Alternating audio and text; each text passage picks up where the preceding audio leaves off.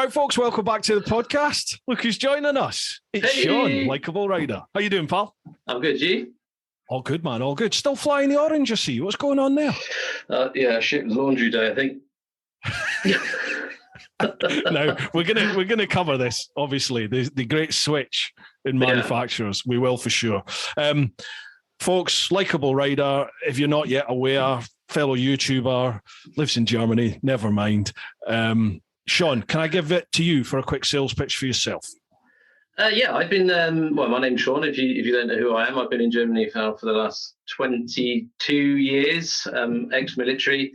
And I've been doing the sort of YouTube motovlogging game for the last 5 years or so, maybe. Properly, maybe the last 2 or 3, but a couple of years we were just doing some bits and bobs. But yeah, that's pretty much me.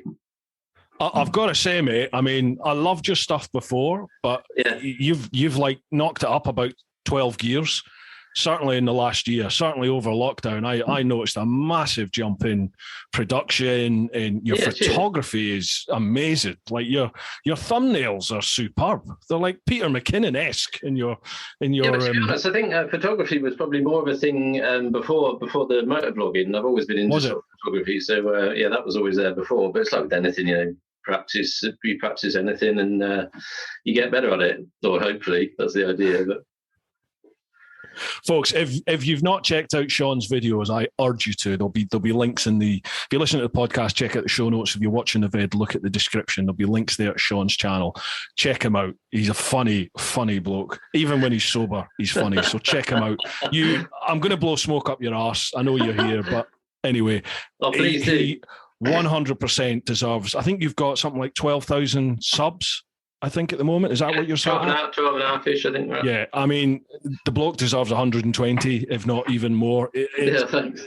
Your stuff's great, and you deserve a lot more recognition for what you do, for sure. So, folks, please, if you've not checked it out yet, head there and check them out. Right, okay. I see you're sat in your own bar. Seeing as it's Remembrance Day, I thought I'd start with a Spitfire. Oh, befitting. What do you have to? I'm going to pour myself. I've got a draft, so I'm going to pour myself a beer. Hold the phone. Obviously, why would you not have draft in your own bar? That is snazzy. Check it out. That is what you need. Oh, look at that. Are you going to have to wait like an hour for the head to settle, or is that? No, it does all right. It's a proper German beer, isn't it? You need a flake in that, and you'll be away. Yeah. Slangs, my man. Slangs. Cheers. To your health. Now, folks, if you've watched or listened to, let's get on it. If you've heard any of the other, I think you've been on twice now, haven't you, Shaun? Shaun likes to drink, and he has one hell of a swallow on him. So I've stocked up with beer, but I've got a feeling I might need to restock. So halfway through, I'll do my best to keep up. Anyone that served in the military is a professional drinker. Right, let's start off with where you are at the moment. That is impressive. You've built your own bar. Yeah, well, it was a kind of a lockdown project. Obviously, over the last couple of years, it's okay now, but we're able to get out. But there was a long time where we couldn't go for a drink in a pub or couldn't do much else. So I thought, bollocks to it, I'm going to build a pub in my garden. You'll be able to see more of it from the GoPro footage a bit on the wide. But it's brilliant. I built a bar in there. There's lights everywhere, LED lights. I've got TV, Sky, all got draft beer. You've got Sky in your bar? Yeah. Mate, you're living the dream. Just up there, there's a big TV and Sky in there. I'm coming to visit. I don't care if I'm not invited. I'm coming. My missus walks past all the time when she's going for a fang, and she just shakes her head at me. Most of the time, I'm sat here on my own getting wankered and just watching TV. Some loser. What's the beer machine you've got there? What's that all about? It's the Philips Perfect Draft. I think Richie Vida's got the same one. Oh, is that the one he had? Yeah. Okay. Yeah, how'd you find it? Oh, it's pretty big here. Some of my friends have got them, but it was fairly expensive. So I was waiting for them to come down in price before I dropped it. No, in fact, no, rubbish. My parents have bought me that for my birthday. It's my birthday next week, and they sent it me early because I needed it for me birthday bash. And what about the drinking? Wait. Yeah, that's anyway. Yeah, that's it. But yeah, you can stick a 6-litre keg in there, and it cools it. It's mega. Awesome. Yeah. God, I might have to check that out. I could get messy with putting it in this office. Gee whiz. Yeah. Right, dude, there are loads and loads and loads of questions. So shall we just crack on? Just crack straight on with the questions and see where it takes us. How long have you got? Oh, I'm good. I mean, my kids and everything are inside, so you're written off for the day. I like it. Yeah, I've said I'm going to be in the shed drinking and chatting to a screen. Chatting to a screen. Chatting to my friends, my YouTube friends. Right, folks, we're going to do something different this week. Normally, I do my sponsor shout outs in the audio podcast, and I do them at the start before we start this.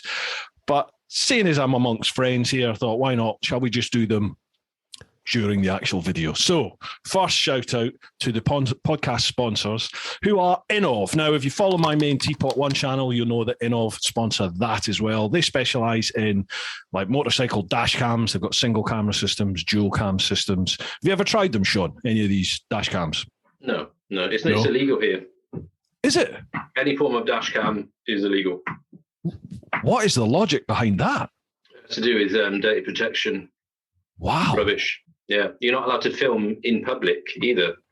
Even with telephones, you have to ask people's permission if you want to film them. So a permanent dash cam in your car, whatever, is illegal. So even sort of what I do on the bike is kind of a grey area. So, oops. Right. Okay. Well, Innov, you're not going to get any customers in Germany, but in the UK, coming from someone that's been involved in a couple of incidents, I wish I'd had that involved. I wish I'd had that installed when they happened. They will save you for sure. If you're in the right, they will save you if it's captured. I've got the K5, which is the 4K system, 4K front camera, 1080 rear camera. Once you've installed them, they're totally autonomous. As soon as you turn the ignition on, they start recording. They've even got a parking mode so that if you engage the parking mode, even when you're away from the bike and the ignition is off, the cameras have motion sensors on them, and any movement of your bike will instigate the DVR and it'll start recording. So, for example, somebody knocks your bike in a parking space, a car park, something like that. As long as it's in front or behind the cameras, it'll be covered. Head to innov.com, INNOVV.co.uk, actually. It's Innov UK, INNOVV.co.uk. I think it's /TP1. However you contact Innov, please do tell them TeapotOne sent you. It helps me out massively for them to know you came from me. Well worth checking out. All right, that'll do for now, Shaun. Let's crack on with the podcast. Right, folks, we're going to head to Patreon first. So patreon.com/TeapotOne to the clan. First question, Rob Bignell. Now that you've moved on to the BMW, will you be doing longer trips? Also, are you planning more trips with Andy? Nah, I'm assuming that's Andy Mankamp. So, come on in. The big switch to BMW. I wouldn't say I'm now going to do any longer trips because I did longer trips before, I suppose. But I suppose maybe out of country, maybe they're talking about there. But I'd have ridden the Super Duke for blooming thousands of Ks. So in that respect, it's a bit more comfortable, obviously. But it doesn't make any difference to the mileage. I'll still be riding wherever I want to go. But obviously, over the last couple of years, we've been limited to where we can go. So it's only been in country. But yes, and to answer the second part, I spoke to Andy a couple of weeks ago about doing some sort of winter weekend. But now he's gone back to work, the lazy sod, after a couple of years off. He's not got much time. So possibly in December or so. But yeah, and if not this year, then something next year, I'm sure we'll do. Because it's in high demand for me and Andy to get back out and do some weekend and stuff. Yeah, definitely. You're a great double act for sure. What's the riding like in Germany over winter? Is it possible? Yeah, it's probably no different to UK. Obviously, salty roads, I wouldn't go out. But if you've got dry roads and it's a nice day, then I'd go out. And they do different. They have seasonal number plates here. I'm sure I've mentioned it before. That if you're just a summer rider, you can register your bike for just 6 months of the year. So just the nicest 6 months. Right. and you just get a number plate, and it's got the sort of dates on the back of the bike on the number plate of when you can ride. But I really don't understand why people do it. I suppose, yes, if you're just a sunshine rider, then you save obviously half or 6 months tax, 6 months insurance. Yeah. But for me, if I can ride in November or March or whenever, if the sun's shining and the roads are brilliant, I'd cry if I couldn't then get out because I wasn't legally able to ride. So I really don't get it. So, and it's not like you save a lot of money. So like, let's just say I was planning on a wee trip. I'm not. Well, I'm thinking about it, but I'm nothing in concrete yet. But a little trip across to Germany over sort of December, January, February, March, that sort of time. When would you say would be the ideal time? Or is there one during that period? I mean, we only had a bad winter last year where we had like a metre of snow. But you know, the 3 or 4 years previous to that, we had quite a mild winter when I rode all year round. So it kind of depends. It's not really the climate and weather is not really anything different from UK. Oh, okay, all right. So yeah, you could happily do it. Right. Yeah, I just sort of wrote it off because I just assumed it would be like more winter than we get here. But if it's more winter, is that right English? I don't know. But I mean, 10 I just assumed winter would be worse. We used to get quite. Well, it was a lot harsh. It was quite a harsh winter. You go down to sort of -15 and snow. But as I said, the last 3, 4, 5 years, maybe we've had -2 or something, perhaps maybe -5 at the most. Not much snow apart from last year. Okay. So it's, I might look into that then. I might turn up at your door one day, Shaun, going, "Come on, let's go for a ride. Let's go and test some bratwurst." Yeah. Hey. Okay, so the big switch. Well, it's not. You used to be on an XR, didn't you? You used to ride BMWs. Yeah, 2016, I had the XR for 2.5 years. And then you went to the Super Duke R, the Gen 3 one. No, I had the GT first. Oh, yeah, that's right. GT, yeah. Yeah, so I've been at KTM 4 years, 3.5 years before I then went back to BMW. So. Now, I've watched your vid about switching back from the Super Duke R back to the BMW XR. But for folk listening, what's the story? What happened? Well, I ride with a group of KTM guys, and there's about 4 or 5 of us that are on the new Super Duke R. And I had a few issues, but probably less than anybody else. Oh, okay. And just, I was kind of just sort of underwhelmed by the whole sort of KTM experience. Without a shadow of a doubt, it's such a shame because KTM could be the best or one of the best. But I was getting a few issues, and other riders that I was riding with, they had way more issues than I did. But from the sort of service side of KTM, it was a bit underwhelming. And I had an issue. Or a few issues that I left out of my content that I mentioned in one of my videos that I did, because I just didn't want to be that guy, of everybody moans about KTM because it doesn't do. It's such a shame, and it's not okay. It's the manufacturer, but the bikes are so good and they're so much fun. It just kind of doesn't fit, and I didn't want to be that guy whinging about it. But the last issue that I had. The bike was shuddering under braking on the front end, so I took it to the dealership, and they said it was another known problem at KTM. Basically, the tolerance between the brake disc and the wheel was out, so it was causing the front end shudder. They managed to tweak a few bits, which made it slightly better, but it wasn't completely gone. But they said to me, it's covered under warranty, but we have to send your wheel down to KTM in Austria, and that could take 4, 5, 6, 7 weeks. I said, okay, but it's guaranteed, right? He said, yeah, that's no problem. I said, well, if I send that down there, that's going to be me, what, a month and a half up to 2 months for no bike? That's no good. Give me some sort of courtesy bike. And they wouldn't do that. So just that sort of thing, it was just like, well, how can I own a bike and potentially not have it in my possession for 2 months because of a problem? Yeah. And you're not helped in any way. And just seeing the guys that I was riding with, the 4 or 5 other owners, they had way more problems than I did. And just seeing them poor sods at the side of the road for some issue. And they even bought like second bikes for when the KTM is knackered and goes into the dealership. I mean, I'm not in that situation where I could do that, but it was just the whole thing of seeing that all happening and the things that I had. And I thought, this is pump, and, going into a dealership and asking for a workshop, appointment just for a small issue. I had a small issue, and you go in, you say, need this looking at. yeah, we can help you out in 6 weeks and give you an appointment. It's just time off your bike that you just don't want to be having. So yeah, it had to go. It was a hard decision because, as I said in that video, without a doubt, the best bike I've ever ridden and owned, and I was a bit gutted, but yeah.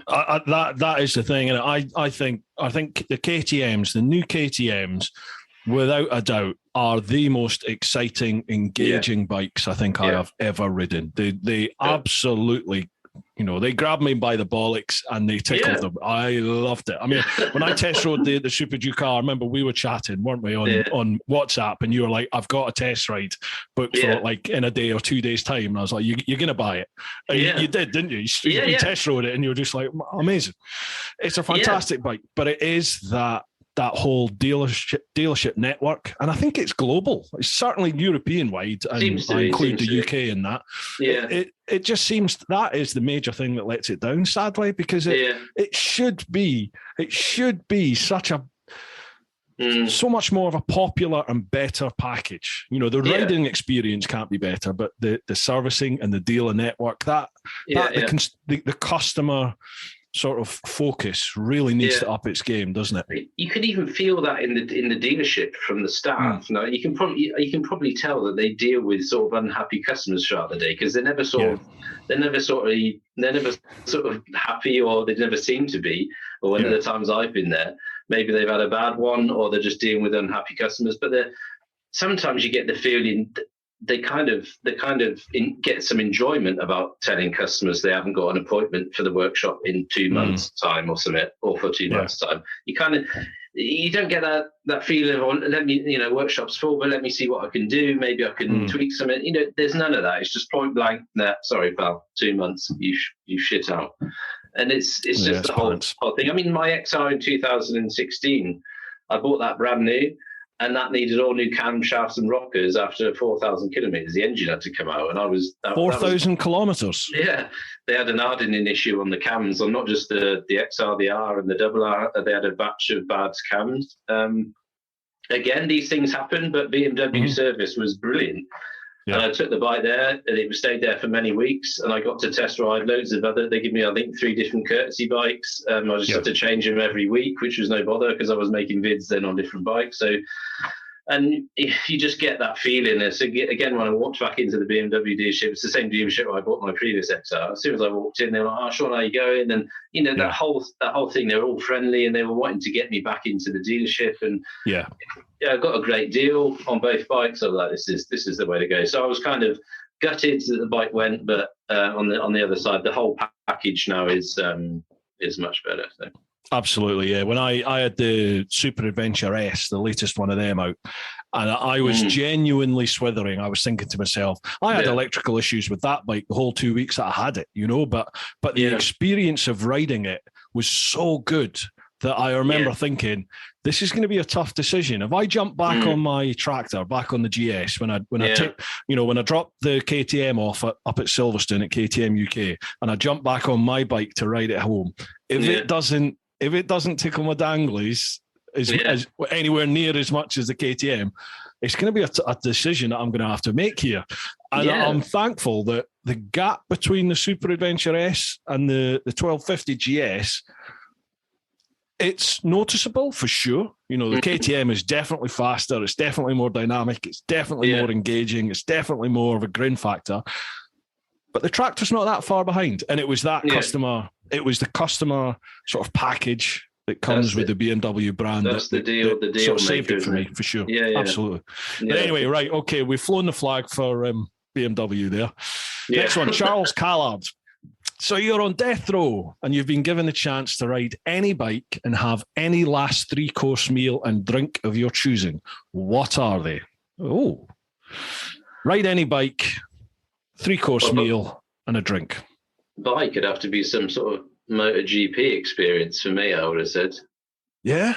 Yeah, get on some sort of Rossi's MotoGP bike. Yeah.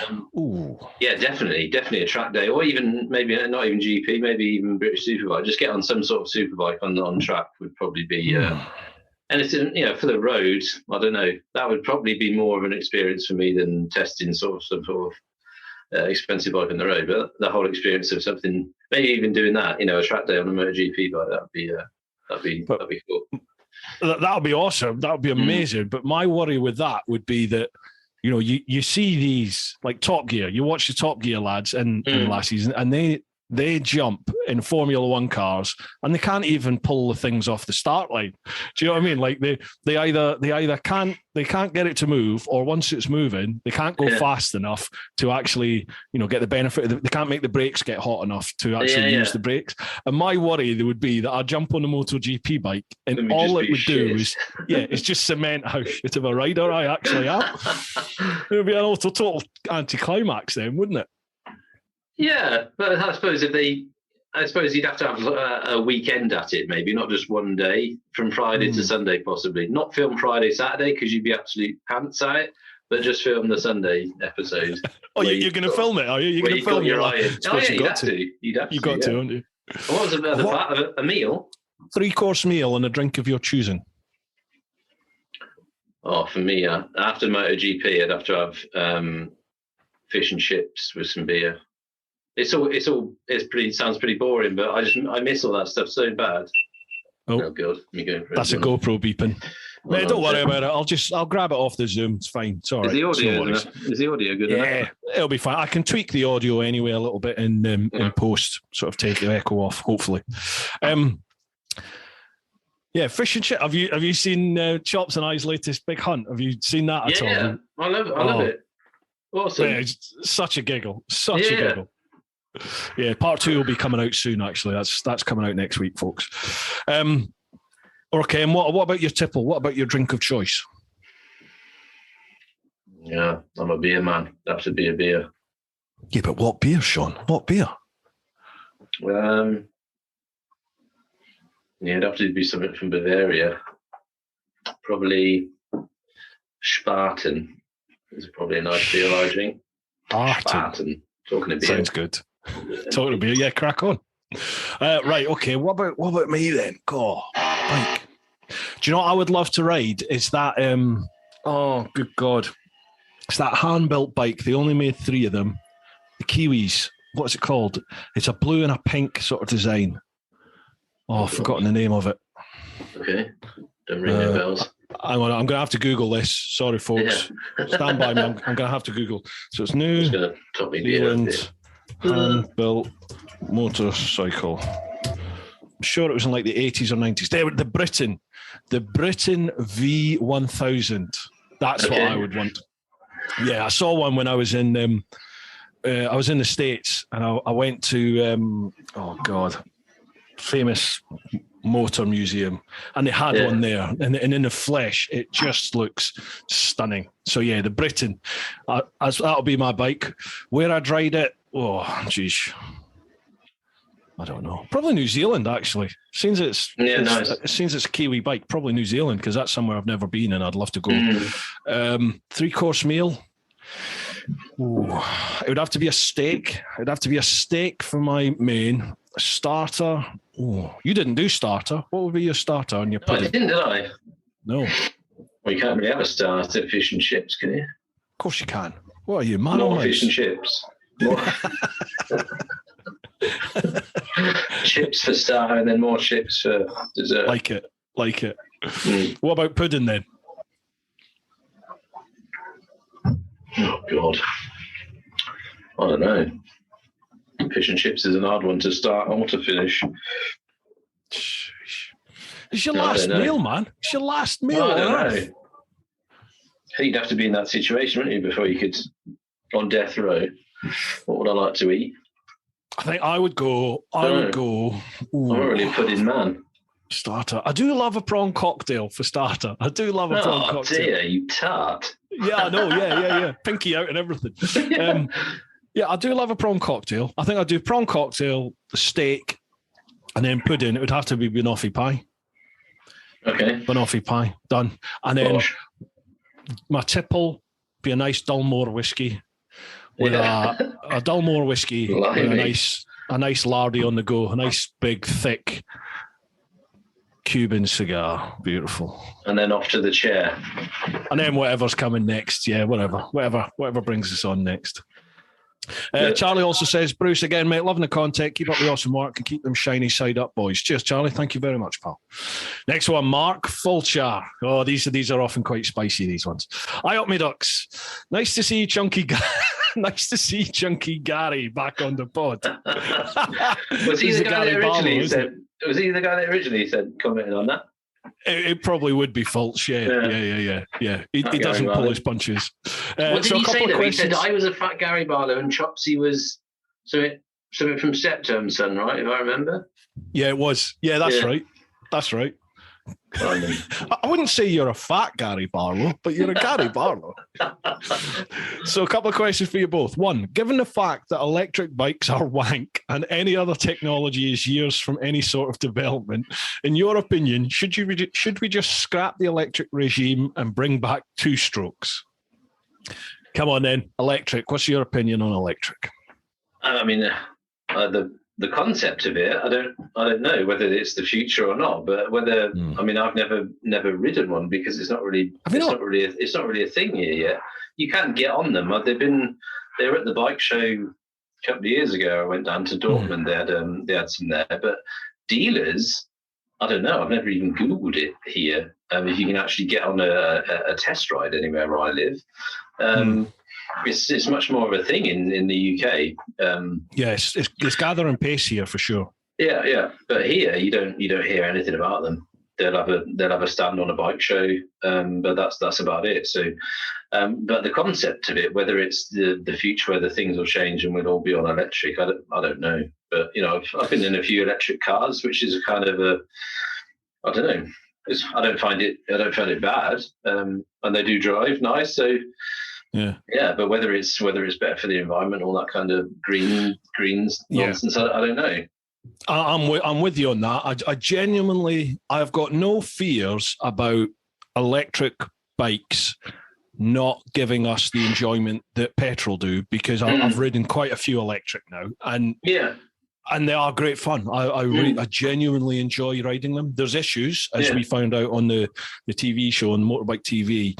Once there's like, say, three, we had three in particular. Two you can just about get away with riding in pairs, but any more than two, and it starts bringing up massive charging issues, which is what we found just trying to do a simple if you're all road trying trip. to charge at the same time, right? Yeah, nightmare. And we stopped in a city that had a purpose-built electric car park charging station. So they had something like 16 different charging pods that you could go to. I think there were 8 of the fast DC ones. Not a single one worked. Every single one had issues. So it's so and we had like a schedule that we had to meet that day. So we built in charging time specifically for it. Yeah, the infrastructure's not there, is it? And in the end, we just couldn't do it because we ended up having to just, I think the third or fourth place that we found when we got there, eventually that worked, or it had a point available. Other ones they already had, there was only one and it was being used. So by the time we found one that was free, it only had 2 slots available. And with 3 bikes, that means, one's got to sit there, and so it just doubles up your time. So that was quite an eye opener. And the second part is, like you, I genuinely don't think electric's the answer. I don't see it as the ecological answer that we're looking for. I think all we're doing is moving from one thing that harms the environment to another. Possibly. I've not gone too geeky with it and researched it too much about how much it damages the environment, or how much less, or how much more. But from what I've heard, it's not any better. Possibly even worse. I mean, most of it's obviously the disposal and the making of these batteries, right? But I don't know. But it's definitely, obviously, money's getting thrown at it all over the place. I mean, cars here is massive. I mean, the bike scene, the electric bike scene is non-existent here, but the cars is massive. You see cars all over the place. So that's pretty much sort of set in stone. And so many manufacturers now are building their electric cars that are on sale here, but bikes is non-existent. Yeah, it kind of feels that now the big energy companies, your BP, Shells, Totals, people like that, now that they've all got on board with electric, and as you said, they are pumping billions into this, it's going to happen. And I just feel like, we're being pushed into it before they've actually, I don't know. It just feels like we're going into this now, no matter what. Yeah. To hell with any of the consequences. We're not going to bother even looking any further than that. This is what we're doing. And it just doesn't... I saw an article a couple of months ago on a new synthetic fuel, a fully synthetic fuel, which, according to the article, you could simply just put straight into your internal combustion engine. No modifications needed. It goes straight in. And I looked at that and thought, Jesus, if that's true, that's the answer. Surely that's the answer. But I haven't seen any more on it. Yeah, that's the thing. What is the answer to not having electric? What's the other option? Is there one? I don't know. Yeah.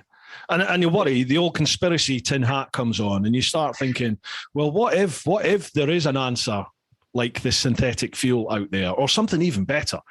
But now, because they're pumping so much money from the big energy companies, they're pumping so much money into electric. Yeah. What if all that just gets sort of not surpassed? What if it all just gets ignored and sort of brushed under the carpet? And okay, we're not going to bother with that potentially better solution because we've invested too much money in this one. So this is the one we're going to go for. Yeah, is there any going back from electric now? Yeah, exactly. Probably not. I don't know. I don't know. But as I said before, I love riding the electrics. I genuinely do, but I'd never go on one because everybody I've seen, even I was sort of on the fence about it all, whether it would be good or whether it'd be pants. I mean, from the riding experience, but from seeing you guys on them, and I know Andy was the same. Yeah, everybody seemed to enjoy them, and as I said, I've been in a few cars, and the torque that things have got is ridiculous. So I'd imagine it's obviously you don't get the noise, but from the fun factor, I'd imagine it's fine, but I'd have to get on. I have to try and see if I can get onto it. I don't know. There's maybe there's scope here. Maybe there's scope for a wee vid then. Maybe if I could speak with English. I'm just totally off the top of my head here. I could speak with like English Electric or something, and maybe get a van, bring a couple over, and we do a road trip in Germany on them. Or ride them over. Oh no, you can't bring me one. Then you have to bring me one. You'd have to come over and then ride it over with me, but then you have to come back to fly back to Germany. Yeah. It's something to think about, isn't it? Yeah. I'm sure we could figure something out for sure. For sure. Right. Part 2 of Mark's question. So a quandary I found myself in the other day at the supermarket. Do you go for smoked bacon or standard bacon for the morning butties? Obviously brown sauce and white bread, otherwise you might as well wear lipstick and a skirt. Right. The sauce thing that's come up on posts of yours before where we've all gone. Incredible. Was it with Mr. Fish? I'm sure it was. I think it was, brown or red sauce, yeah. I don't do any sauce. What? No sauce, but definitely smoked bacon. It's got to be smoked, doesn't it? Nothing else, no. Smoked. Has to be smoked. Yeah, I like that. So, no sauce. Is that better sauce or worse than... What did I say? I can't even remember what I said for bacon. I think it's brown sauce. You were brown. Got to be brown sauce. Sure you were brown, brown sauce on bacon. Always go brown. I'm glad you said that. Smoked bacon. Cool. Yeah. Right, last part. Keep up the good work, gents. And when does Gary start his next tour?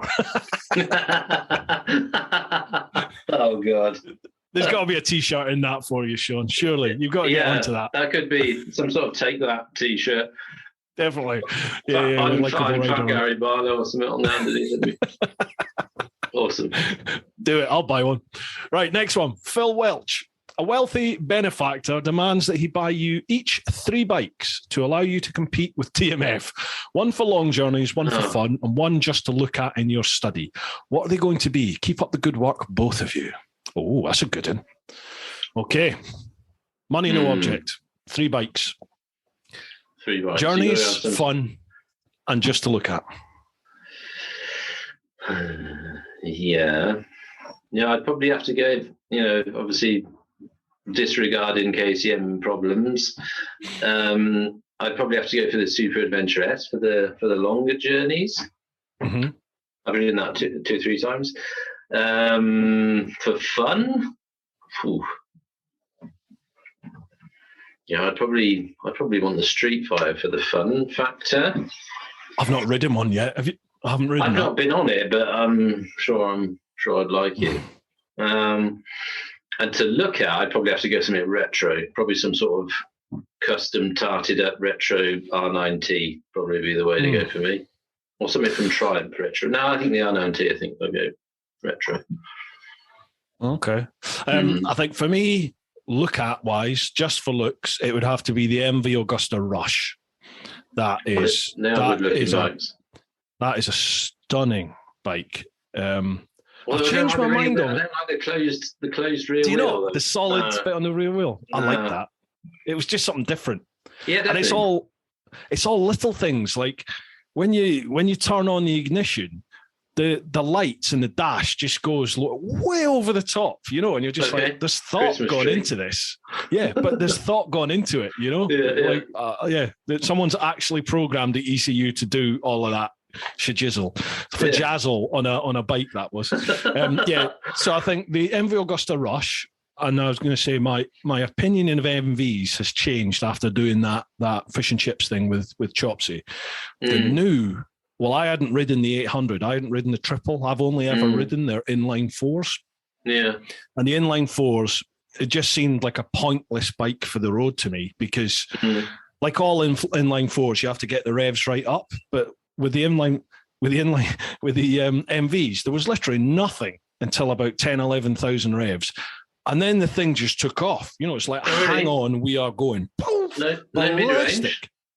No, nothing. Okay. And it's like you're doing 90, 100 miles an hour before that power, the power range kicks in. And what's the point of that on the road, realistically? Bit track orientated. I mean, totally track. The price of them, though, is ridiculous, though, isn't it? Who's going to buy them? Here's my big caveat. Yeah. I'd never ridden the 800s, the triples. So I jumped on the Brutale 800s, the RR. Amazing engine. So much pull. Like, reminded me a lot, obviously, of the Triumph, of the Speedy, the Speed Triple. But I actually think it's probably more fun, more engaging than the Triumph. A little bit less comfortable. And the new 1000 Brutale 1000, so this latest one for 2021, I don't know what they've done to the engine, but it has workable power all through. Is that what Chops was on your vid? Yeah. We swap over in the second vid. We actually swap over, so you get to see. But the new 1000cc one is great. Yeah, looks wise, they're beautiful bikes. Yeah. So so go on. But for the Rush though, that'd blow you over in the wind if that's that closed back wheel. Well, it would be the one that I would just park up. That would be the one just to park up in my man shed garage, like what you've got. And that would be the one I'd look at and touch myself. So long journeys, I'd still go. I think I'd still go the Tractor. I'd still go the GS because it's reliable. It's 90% of the fun of the Super Adventure S or the big Ducatis. But it's just reliable. It just does the job. It's got everything there. Yeah. For fun, jeez. There's a lot of really fun bikes out there, man. Even from the little Sinus 125 or the Honda C90. I was on the Honda Postie bikes down with Nathan Millward recently. Yeah. That's what then. Is that what you went off-road on them things? Yeah. Mental. It was such a scream. I had every bit as much fun on them as I did on the Super Duke. You know, it was just... Yeah, you don't always have to have the biggest, boldest, all the power. Just a small little bike, just something little small and pokey, and you can have a blast on that all day long. Yeah. There's a few bikes I've ridden that have just made me feel young again. And enjoy riding a bike. You know, like I couldn't wait to get out there on it, no matter what else is going on or, what the weather's like. It's just like, shit, I'm getting on that. Yeah, let's have it. Yeah. Super Ducar was it. The Ducati Hypermotard, that 950, that was one. And definitely the little bikes. I never got the chance to ride the C90, but the CT105, Honda CT1, the Postie bike, and the little Sinus 125 were all a scream. All an absolute scream. So one of them, I think, for fun. Mega. Right, next one. Cheers for that, Phil. Next one, Colin Porteous. What's your favourite bit of Germany to tour in? And are there really that many road closures, or are you and Andy Mancam just really unlucky? I think the best place for me to ride is Thüringen Wald, which is where I went. I did a weekend there with Andy last winter, and it was horrific. The weather was so bad. I think it was 5 degrees or something. I only crashed a few times with it on the Super G. I mean, honestly, on that bike, I mean, I rode that bike all year round, but I was riding, people were commenting on, where is he going? He's cornering, he's naff, he's going straight on corners. But I was riding the Super G car in winter on sports tyres, which isn't ever a good idea. But that area, Thüringen Wald, is amazing because it's one part of Germany it's a fairly big nature reserve, but there's not many, or there's less speed restrictions. It's a higher speed limit there, and it's not really policed like the other main, the Harz. I know you've been to the Harz. And a lot of other areas in Sauerland where I ride a lot of time, it's more heavily policed in Thüringen Wald. So, and it's just so untouched. And you don't really see anybody. Obviously, depends on what time of the year you go there. But it's a beautiful nature reserve, and it's just curves without end. Obviously, we went there in winter last year, so we didn't get much joy with the weather. But that's probably my favourite place to ride in Germany is Thüringen Wald. So, mate, I've got to go. I've got to go. It's brilliant, mate. And I mean, obviously, you've been here a few times. There's a lot of 50 k an hour speed limits, maybe 70s, but the sort of nationals is 100. But I think the majority of Thüringen Wald is 100. So you can give it pasty there, and even if you go, a bit above that slightly, nobody's really there to take much of an interest. So that's probably my favourite place to ride.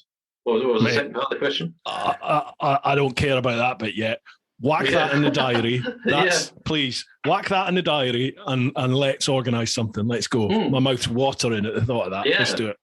Yeah, I mean, it's just all forests, and it's just all twisty back roads. I mean, there's a bit of traffic, but it's nothing horrific. So, and the 2022, I'm coming to you, right? Let's do it. Let's get it on. We could do that on electric, maybe. Oh no, where are you going to charge it there? Plug it into a tree. Give it a hug. Yeah. Road closures. Colin's asking, are there that many road closures, or are you and Andy just that unlucky? Oh, road. Yeah, I don't know. It's a disaster, isn't it? Sometimes. I mean, a lot of the time we put it in the videos for the sort of comedy value. It's not. It probably looks worse than what it is, but you get to a section of road that's being worked on. There's never anybody working on it, but it's just been closed. I don't know because you have night shifts in the UK, right, on roadworks? Yeah. Well, not often. It's not often. I mean, we're the same. There's often roadworks, but no bugger actually working on them. So it's the same here.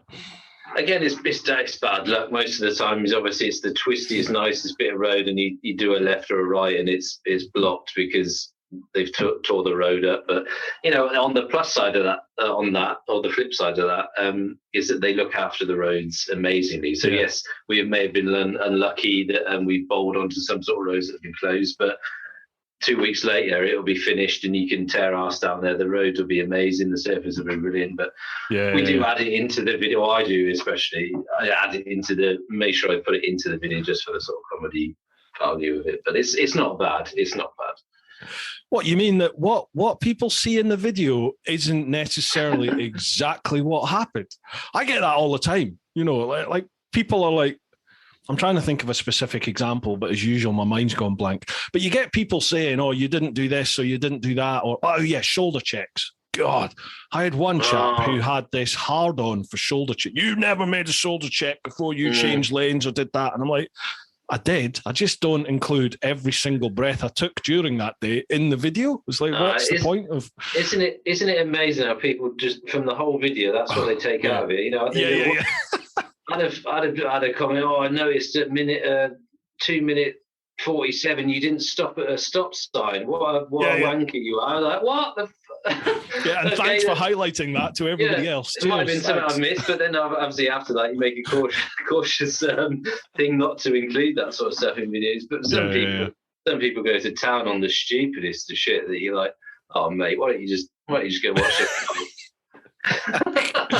Yeah, it's fun, isn't it? Right, cheers for that call. Next one, Harley. Hi, guys. Hope you are well. My first question as a clan member. Welcome, Harley. Thank you very much for your extra support, pal.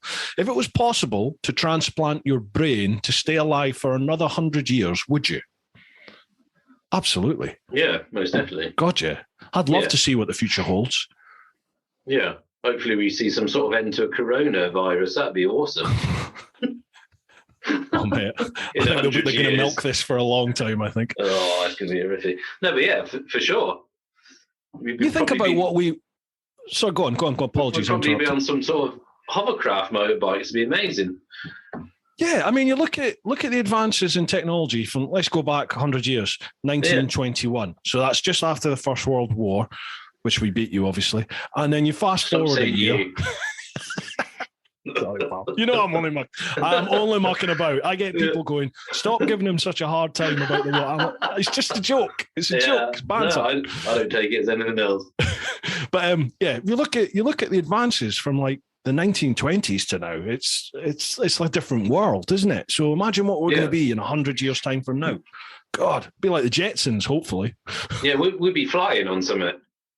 Yeah. Speaking of which, hovercrafty motorbike type of it. Somebody sent me a video. There was come on, think smart. There was a thing launched on YouTube. Oh yeah, it was a hover. It was like a personalized helicopter that was actually, I think it hovered or something, doesn't it? Or is it? It's a drone. Is it a drone that you sit in? Yeah, a drone sort of bike that you sat on.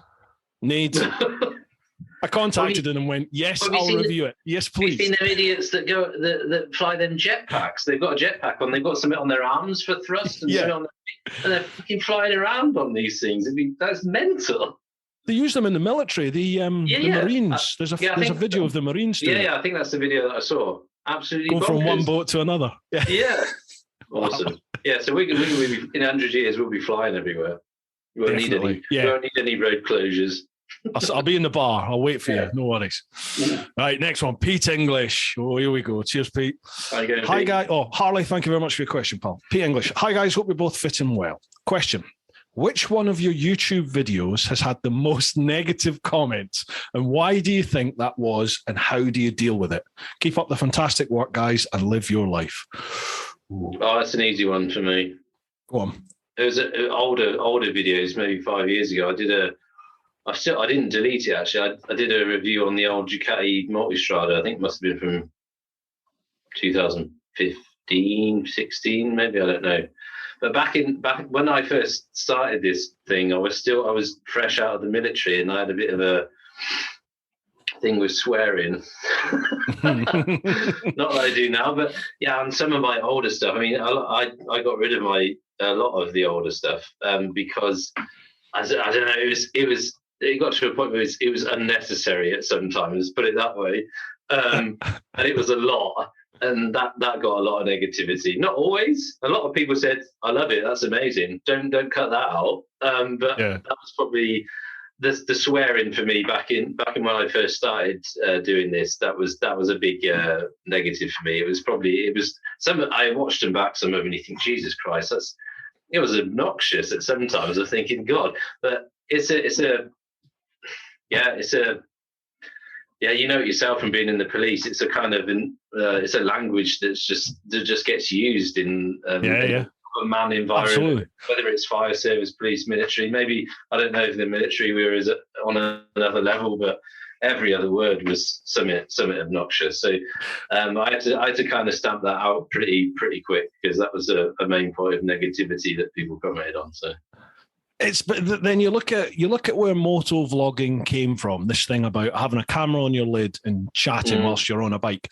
It's sort of, certainly for us here in the UK, we were influenced by the American market. That was certainly for me and a lot of people I know here.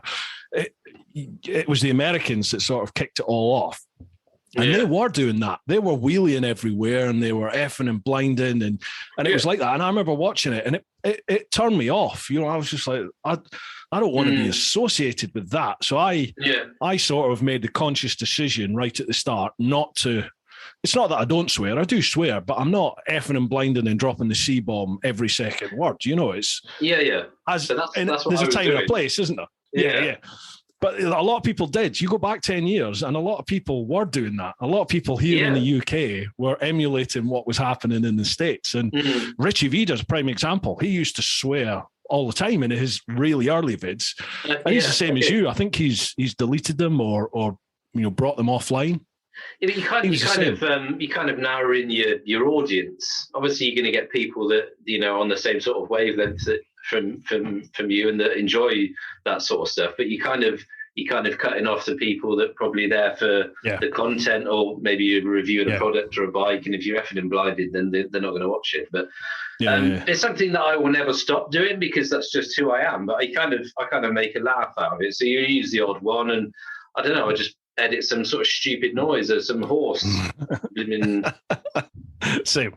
Yeah, makes you human. There's very few people out there who won't swear in like a sudden expression of anger, frustration, hilarity, anything. It's just normal, isn't it, for most people out there? And if it's in good context, it's kind of amusing. As I said, it was borderline obnoxious back in the day, so that had to change. But to answer your question, Pete, that was probably my main negative issue. I think I'm trying to think of my vids that have had the most negative. I think the most negativity, and I don't know if that's because I felt a little bit off about the video itself, is when I've done like promotional videos for other people. So it's not my usual type of vid, but I've done a couple, needs must, this lockdown was tough, wasn't it? And you got mortgages to pay at the end of the day. Yeah. So, I did a couple of promotional ones, and it's not the usual type of thing that I would do. And they stand out. They stand out not only because they don't get any views, they don't get anywhere near the views that normal vids would get, but they definitely attracted, not always negative, not negative as in people having a pop, but definitely negative and people going, it's not your usual type of content. I understand why you've done it. So it's probably those type of videos for me. They're the ones that get the sort of the worst reaction off of people. I think another main one is, sorry, Karen. No, go on, mate. Go on. Yeah, I think another issue is when, obviously, when you first start out, doing your YouTube thing, you're obviously just doing your thing and going on rides. And the minute you sort of review a product or you get something sent to you free of charge, then you're automatically some sort of sellout. Yeah. And you've gone full commercial. And, I know, yeah. And that's a thing, and I always say to people that, be open-minded about it, or put yourself in anyone's position, mine, yours, whoever. If you're doing this thing and you get acknowledged by, say, some sort of company, and they're loving what you're doing, and they say, would you be interested in testing our products? We're going to send you all free of charge. Who is going to say, nah, mate, I'm not into that. Sorry about that. Keep your stuff. I'm just going to carry on riding a bike. Obviously, you're going to take on offers. It's a good thing for us that and you're doing well. You're obviously putting out some good content that's getting you sort of noticed to do that sort of thing. Who is going to say no? I don't want that. I do say no. I'll put my hand up and I'll say I do say no, because you get some people that contact you, and I'll have a little look at the product or the company, and I have a big thing about trying to promote. At the moment, I'm trying to promote like non-Chinese made product, basically, like UK or European, American, whatever it is, like a domestic manufactured product. So that's what I really want to try and promote as much as I can at the moment, because COVID showed us that we're way too reliant on overseas, really. So I'm really trying to promote. I'm not saying say yes to everything. Obviously, obviously, get contacted, you have a look and research what exactly they're wanting from you. And if it's something that I probably wouldn't be interested in myself, I wouldn't spend my own money on, then I'd probably do the same. I'd say no, but. there's many things that you get negativity on. Even riding's another one. All you the know, time. Who doesn't have an off day where you get on your bike and you ride it like an absolute idiot the entire day? Nothing's happening, the planets haven't aligned, and you ride it like a complete tosser. You're going wide, you're late on the brakes. Well, everybody has these days, but we still put our content out there, and people are straight on there to say, oh God, 2 minutes. All the time. Yeah. And riding's a very personal thing, isn't it? It's like just because the camera is there on your helmet and showing the viewer a slice of what you're seeing, it doesn't show everything. You know, the camera distorts speeds, it distorts angles, it distorts everything. And what you see as the rider generally is totally different to what's portrayed on that camera. So you'll see it, and you'll see an option, or you don't see an option. You know, like I'll get people going, oh, why didn't you take this overtake, that overtake? And I'm like, well, because I could see there's, you know, if you look on the horizon, there's a junction up on the right or on the left. And what if something comes out and I'm mid overtake, something pulls out, a tractor with a trailer, for example, all this sort of stuff. It's all stuff that I've been taught in a previous life that maybe as Joe blogs who's just out riding bikes, you maybe don't think about that stuff. I don't know, but you know, there's a lot of things that you see as the rider which the viewer won't take into account, will they? I think a lot of people just want to give you shit. A lot of people just want to have a pop. Yeah, exactly. And like I said, everybody has a bad one in between. You just ride like a bit of an idiot, and nothing's working. And it happens to everybody. But everybody's straight on you if that happens. But I don't. Definitely.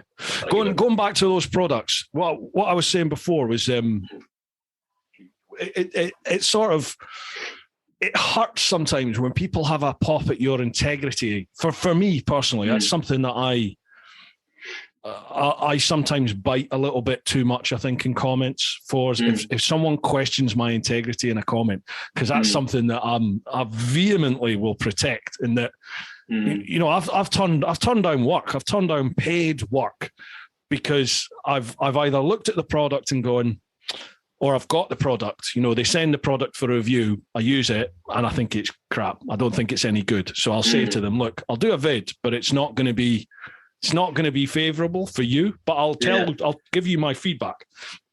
9 times out of 10, they don't want that vid, do they? So that's that bit of income gone.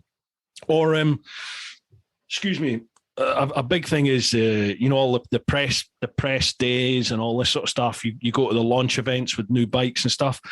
I tend to turn them all down. Well, I used to turn them down. I don't get offered them anymore because I've turned them down. But, you know, again, it's for me, it's like, I see the videos come out and there's like 12 videos all come out on the first minute a new bike's launched, because everybody went to that launch or everybody got the press pack and everyone's just, you know, taking the press pack and made their own vid. I totally get why people do it. It's not a pop at people why they do it, because they get the views. I totally understand, but it's not my cup of tea, you know, and I know the channel would grow a lot more if you did that, but it's not the stuff I want to make. Do you know what I mean? It's difficult, isn't it? Especially with something like that, especially you guys obviously being a lot also bigger YouTubers and being in the UK for test bikes and launches and whatnot. A lot of you get invited to them, and it's inevitable, isn't it? Everybody's going to be releasing their videos at pretty much the same time. It's a thing. I don't know. It's a difficult one. It's not something I could probably comment on, because here in Germany, obviously, it's not a thing. They're not into social media at all with regards to test rides or test bikes or launches. I don't know, maybe there's 1 or 2 massive or much bigger German motor vloggers that may get an inkling, a leg in the door. I don't know, but it's not a thing here. So it's not something I can really sort of... Is Germany still more print orientated then? Is it still sort of more magazine orientated? Traditional journalists? I don't know. Not even that. They're just not interested in promoting anything. You know, using social media influencers or in the motorbike industry. I don't know. I mean, even there's a couple of bigger German YouTubers, but they don't do sort of test ride reviews much, especially as much as no, not really. It's one that does. He's on the racetrack a lot. I think he's sponsored by some sort of racing team, so he races. But Lucas Litt, his name is. Oh, okay. His channel. Do you know Meds? Medis, Meddes. No, not seen him. I've seen quite a few of his videos. Yeah, I think he's just a YouTuber, but he does very well. Okay. What about 1000 PS? They're that's like your MCN, your sort of German version to MCN, I suppose. If you like, it's quite a massive. Well, it's not just a YouTube channel. Obviously, it's a big company. So, they do a lot. But just the smaller scale. If you went into a dealership in UK, and you obviously a lot of the dealerships will possibly know a lot of YouTubers. So even if you just went into a dealership and say, look, I'm looking to do some tests and reviews, would you be interested? And whether they say yes or not, that's by the by. But here, you walk into a dealership and say, I'm a YouTuber, I want to review one of your bikes, and people are like, what?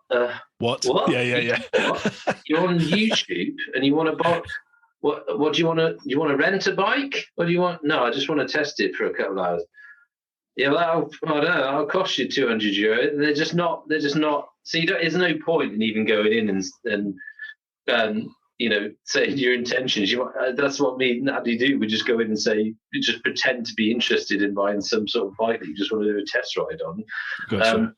But the insurance on it is ridiculous. The excess is ridiculous. I think Andy was saying, you read in the small print last time he was on a test ride. He even said on there, the insurance wouldn't cover you for any sort of media review of this machine or whatever.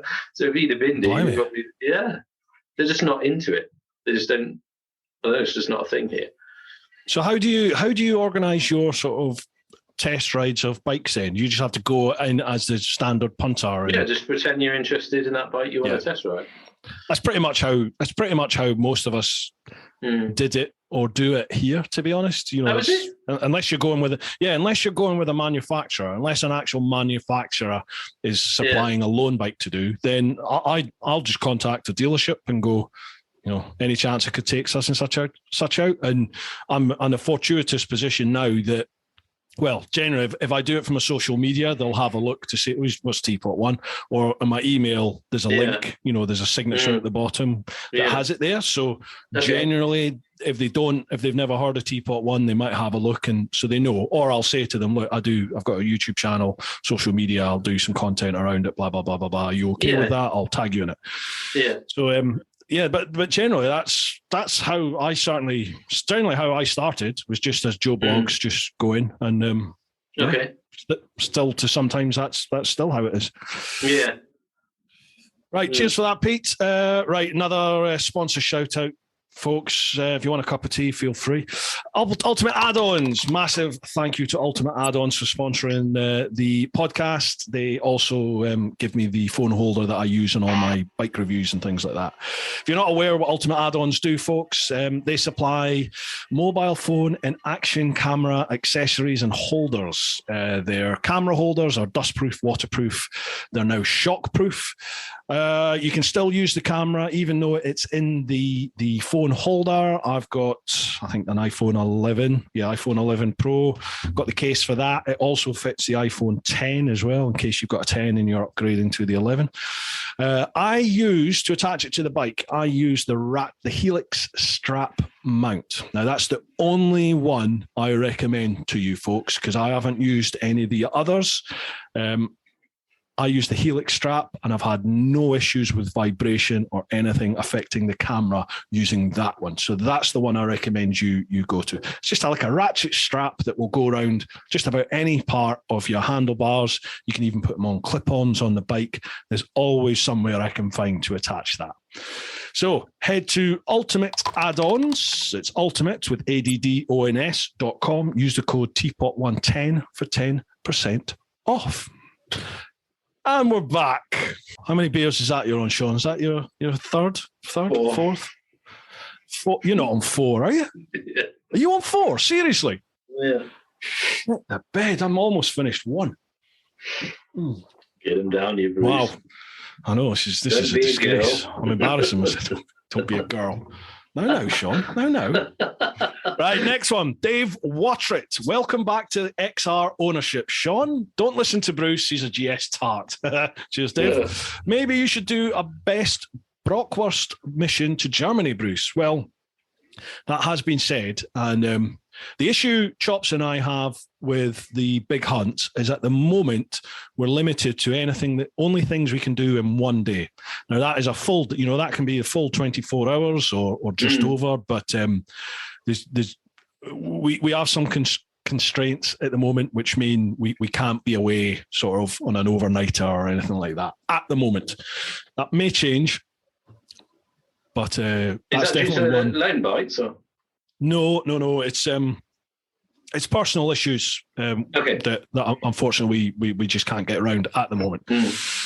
But that is definitely on the pipeline. If and when things change, then we will be certainly adding overnight things in the UK, and definitely I'm really keen to take this across into the continent, and you never know, maybe even a little bit further afield. We'll see. But anyway, from Dave, just a quick one from me. A last-minute bike trip away, 3 days or so, including travel to and from. Where do you go?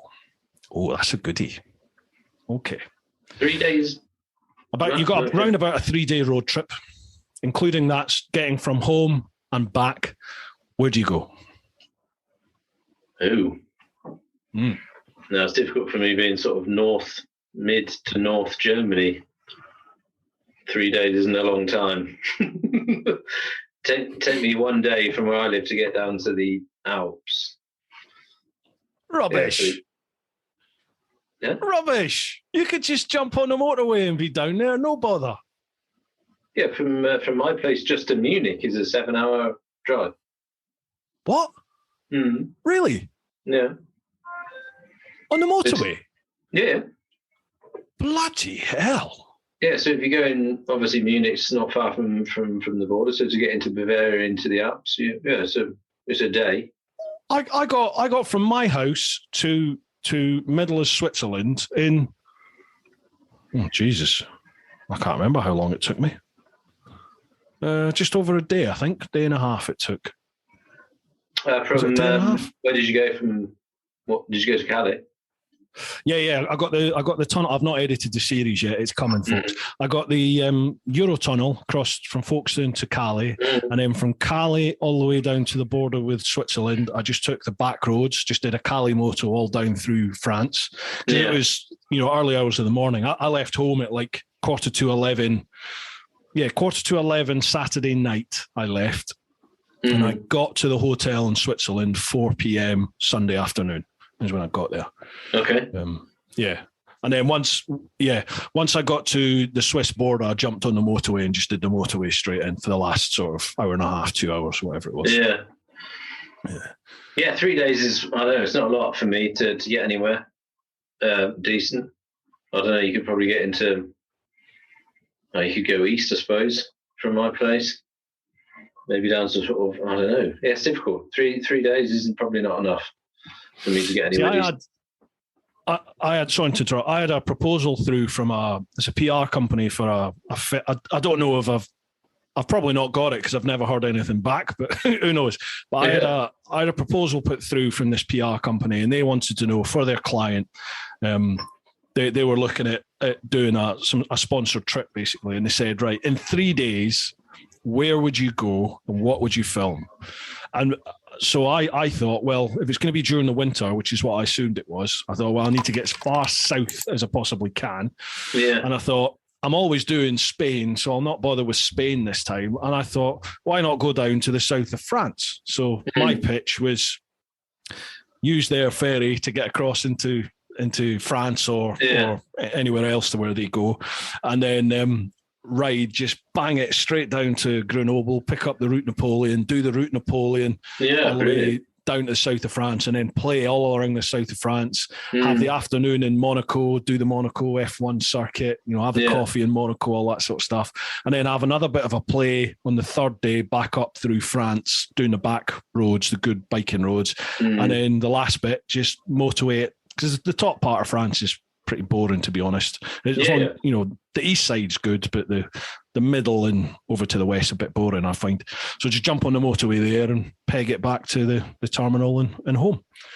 Yeah, so I think that's probably what that'd be the direction to go. I mean, for me, yes, I would agree with that. But for me, obviously, I've never ridden in the UK. I'd probably do 3. If I had 3 days, I'd probably go up to Scotland or Wales or something.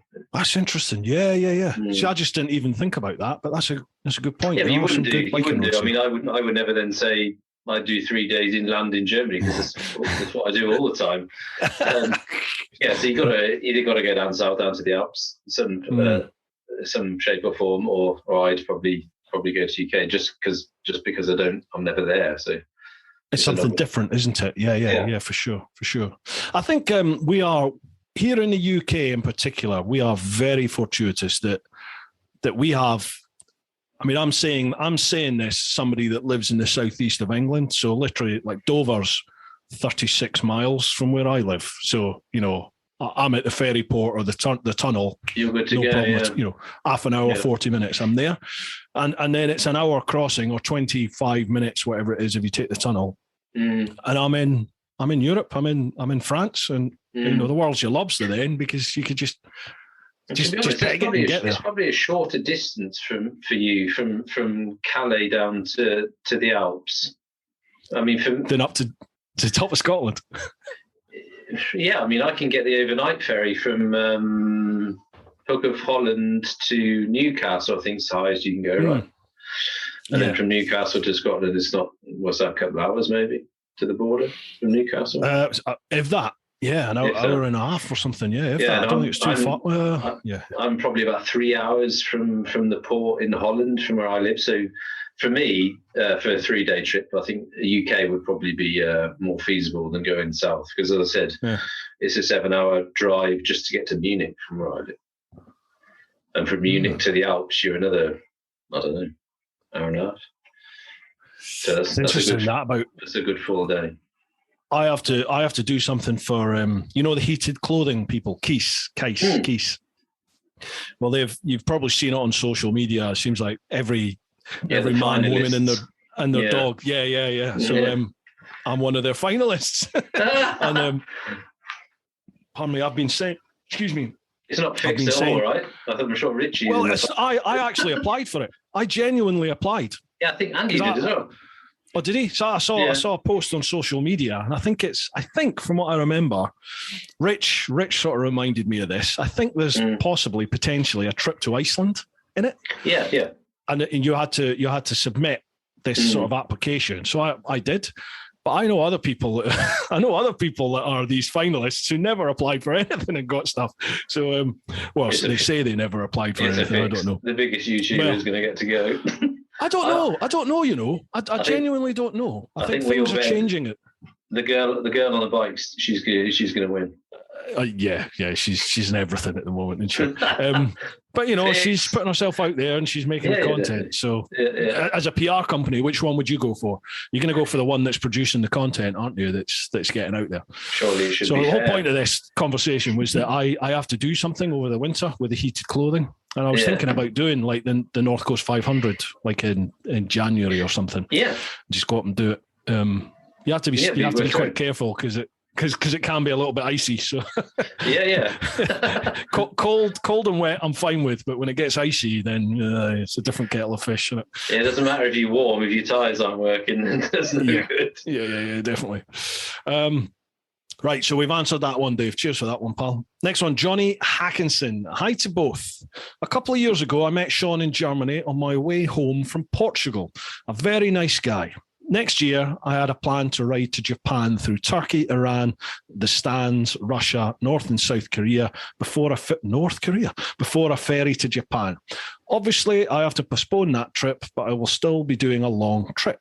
I've 12 weeks, and I'm thinking of doing Greece and the Balkans, then over to Spain, take the ferry to the UK for Wales and Scotland before returning to Sweden. What would you focus on if you had the opportunity to travel Europe for 12 weeks? Best wishes from Sweden. Oh, that's a good one, Johnny. Yeah, 12 weeks in Europe. Johnny was a really nice guy, and he does obviously 20 times more than what I do mileage-wise. The guy rides all over the show. I don't know. That's probably a question that I can't answer because he travels way more than I do. So what am I gonna say?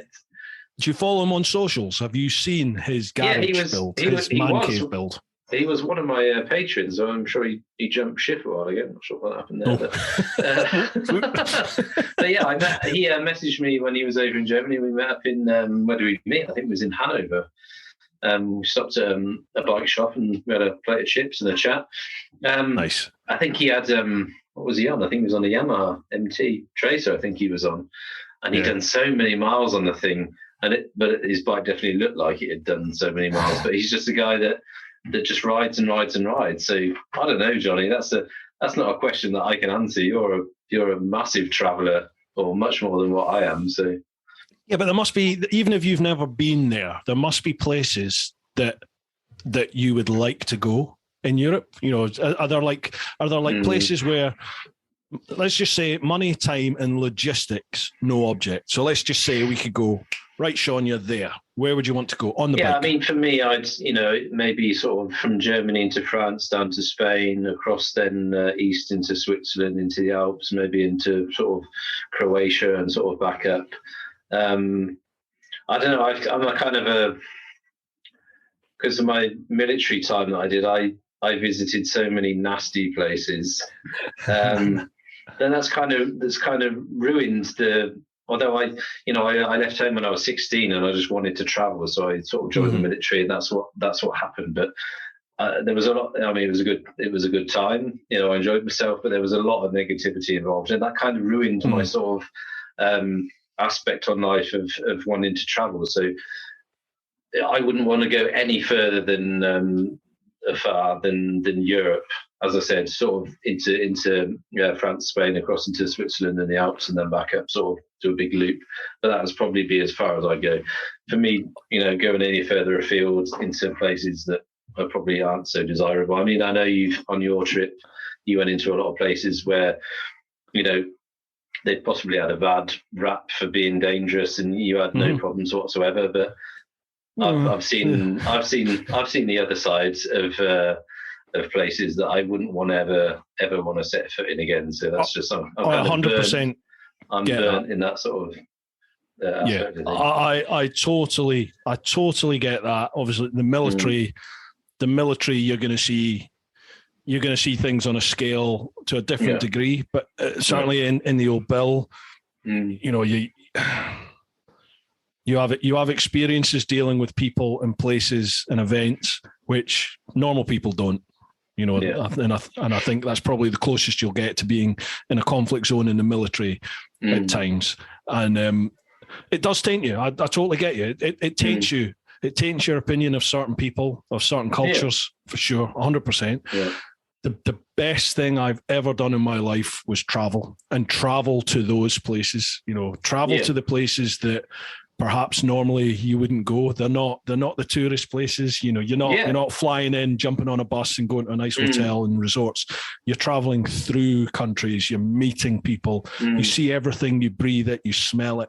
You experience it, warts and all. The best thing I've ever done in life, because it changed my perception of people, changed my perception of, certainly, I'll put this out there, changed my perception of the Muslim faith of Islam, because everything up to that point had been very negative. It was the constant threat, and things even developed further in the UK after my trip. But having traveled to Muslim countries and meeting, people that follow the Islam faith, it clicked with me. These people are no different. No matter what country, what language, what people eat, what gods they worship, what beliefs they have, the people are no different. Essentially, in the 99.9% of the time, they're exactly like us. They want to look after their own. They want to look after their families, and they'll help when they can. There's good in every country and in every sort of people, but obviously I was put in a position where there wasn't any of that. So that obviously that puts in a different perspective, and then kind of sort of ruins the or for later in life to travel to places that I'd already been to, where it was all sort of doom and gloom. But yeah, I mean, I think to answer his question, if I was 12 weeks on the road, it'd definitely be. Yeah, I mean, for me to get, I'd love to go to Spain. I haven't been down there yet, just for the fact that I'd need to chuck at least 2 or 3 weeks at it from where I live, to sort of have a good time with it down there. So, yeah, for 12 weeks, then that'd be fine. So I'd probably travel down from here through to France into Spain, and then go east, Switzerland, Austria, go even further east, and then sort of do a big loop up the top, back down. So yeah, that'd be an amazing trip. I'd love to do that. I'd love to go for that at the time, but maybe later on in life I can get that done. But with the rugrats that I've got running around here and the amount of them, that to travel for that at the time for me at the moment, so it's not something I can do, but maybe later on I can do something like that. I think for me, I've done quite a lot of. I've travelled fairly extensively through the main European type countries, and I'd like to do Eastern Europe, the Balkans, but I'd love to go down to Greece and then into Turkey. Down the east and down into the southeast part of the sort of European Union.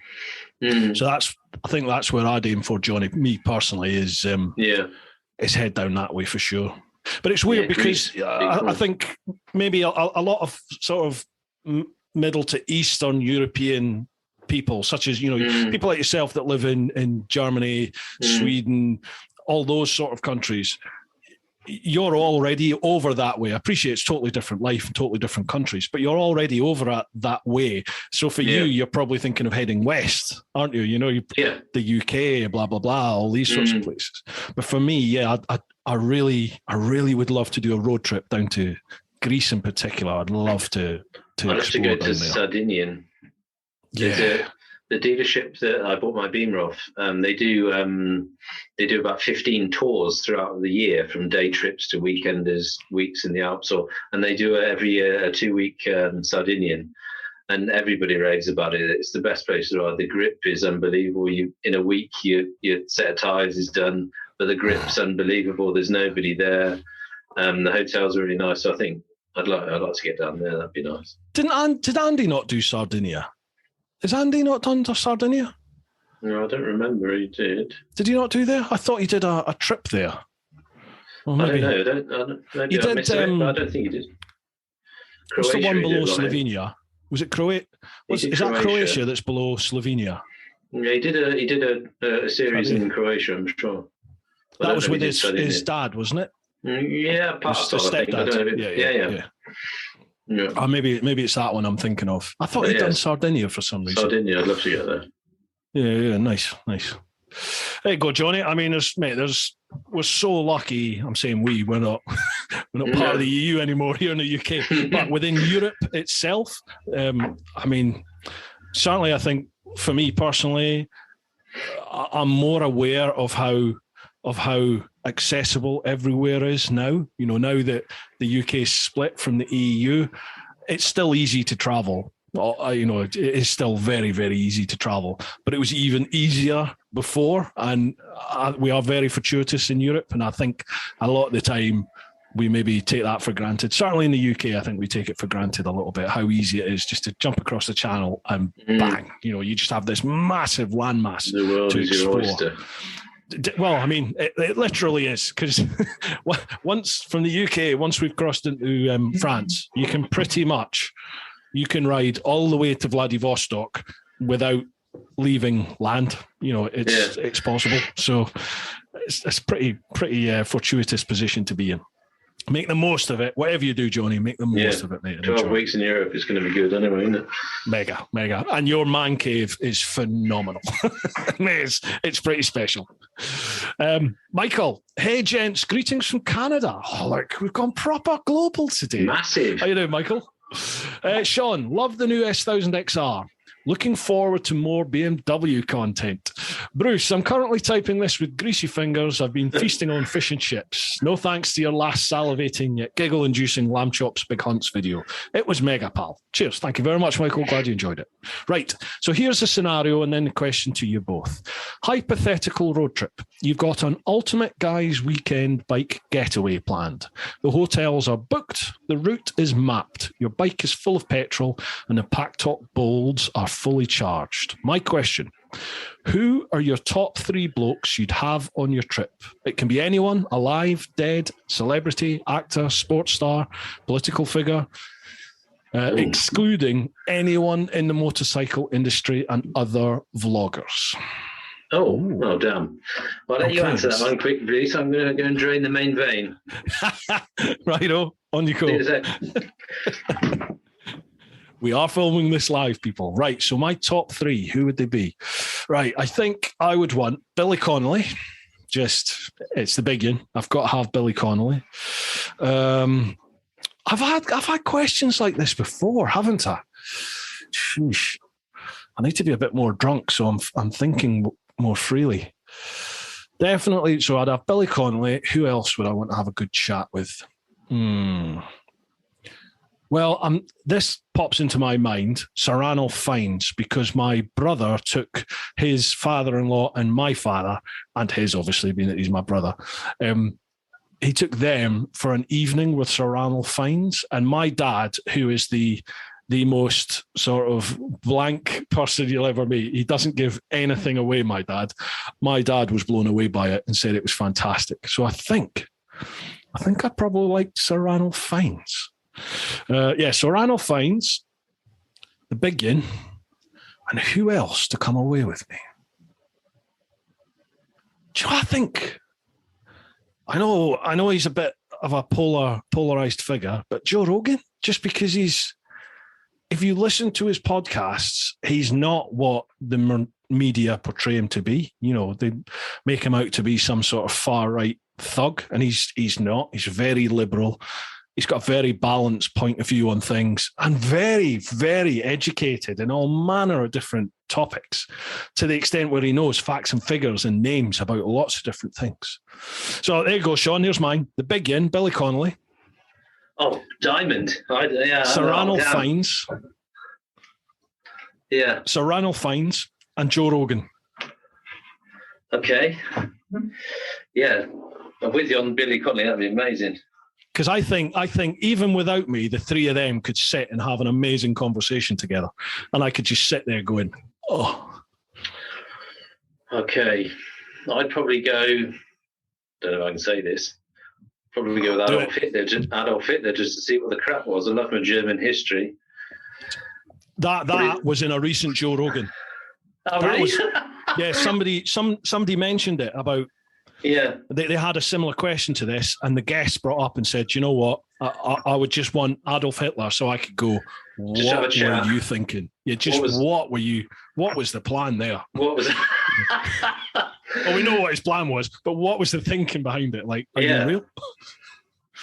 Yeah, probably, yeah. Him probably take Donald Trump to the crack. See what's going on there. Would you? Yeah. That's this podcast flagged. God. And probably something to look at. What did I say last time we came on? Catherine Hegel would probably just to have a good chat, something to look at. You're such a chauvinist. Shocking. Not pieces of meat. So Michael, he said his example. Here's my 3: Arnold Schwarzenegger, Steve McQueen, and Joe Rogan. Oh, that's good. So yeah, Steve McQueen. That'd be cool. Yeah. Yeah. Like even, there's people like Rossi. There's so many. Does it have to be 3, Michael? God, I think I could have 33. Yeah, can it be a massive get together? Wow. Oh, I'm thinking of loads of other people now. Yeah, it'd be difficult. Yeah, you definitely have to write a massive list down and narrow it down to your 3. They change. There'll be people who go, in episode blah, blah, blah, you said you'd want these people. Oh, you mentioned Adolf Hitler. Yeah, I know, yeah. You get owned for that. That's all yours, and that is going in the trailer. Last one of the Patreon, Martin Yoxall. How are you doing, Martin? Hi all. I hope you're both well. Is Shaun going to spray the BMW orange so he can still wear his leathers? Just teasing. My question is, what was your biggest crash and what did you learn from it? Perhaps Bruce and Shaun can do a currywurst big hunt or currywurst big hunt. Love you more. Bye. Thanks, Martin. So, biggest crash. And what did you learn? I've never crashed, Bruce. No. Really? No. I hate to hear that. I genuinely hate to hear that. Yeah, people say always you don't know your limits until you've crashed a few times. It'll happen at some point. I mean, I've crashed on, I crashed the other week riding pit bikes and whatnot, but I've never crashed on the road. But that's true. I haven't watched that vid yet, mate. How much fun is it? Tell me how much fun that is. Amazing, I've not watched it yet. I don't know. I booked on again in the end of January, but I don't know if I'm going to film it again because it just doesn't. People just don't want to watch it for some reason. It's really bizarre, but it's so much fun. I mean, the first time I did, I've done, 3 videos on pit bike riding, but it's amazing fun. And the first time I ever went on one, I think I went with a few mates. We all crashed so many times because the idea of it is just to get on these tiny little machines and just ride like an idiot. But you have to, your riding technique has to be on point. It's more so than when you ride on the bike. It's proper sort of track day riding, although it's only small little pokey little things. Your technique has to be on board, otherwise you crash, and I did so many times. But yeah, nobody seems to enjoy watching it. So I don't know.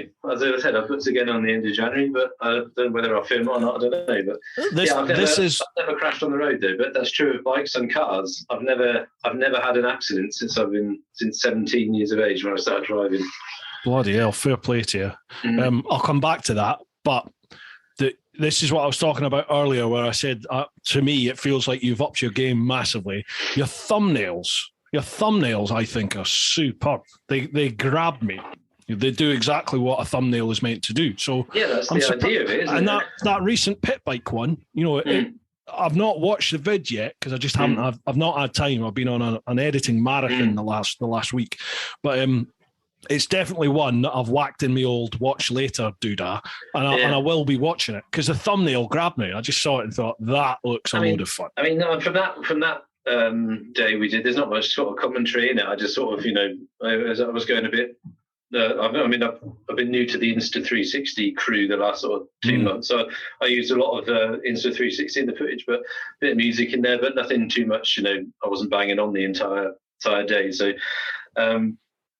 it's like anything that I like to do. A good thumbnail has to be on the top of the list, but yes, for me, photography, that's probably the main, as I said to you before, photography was more of an interest than filming, but it used to be.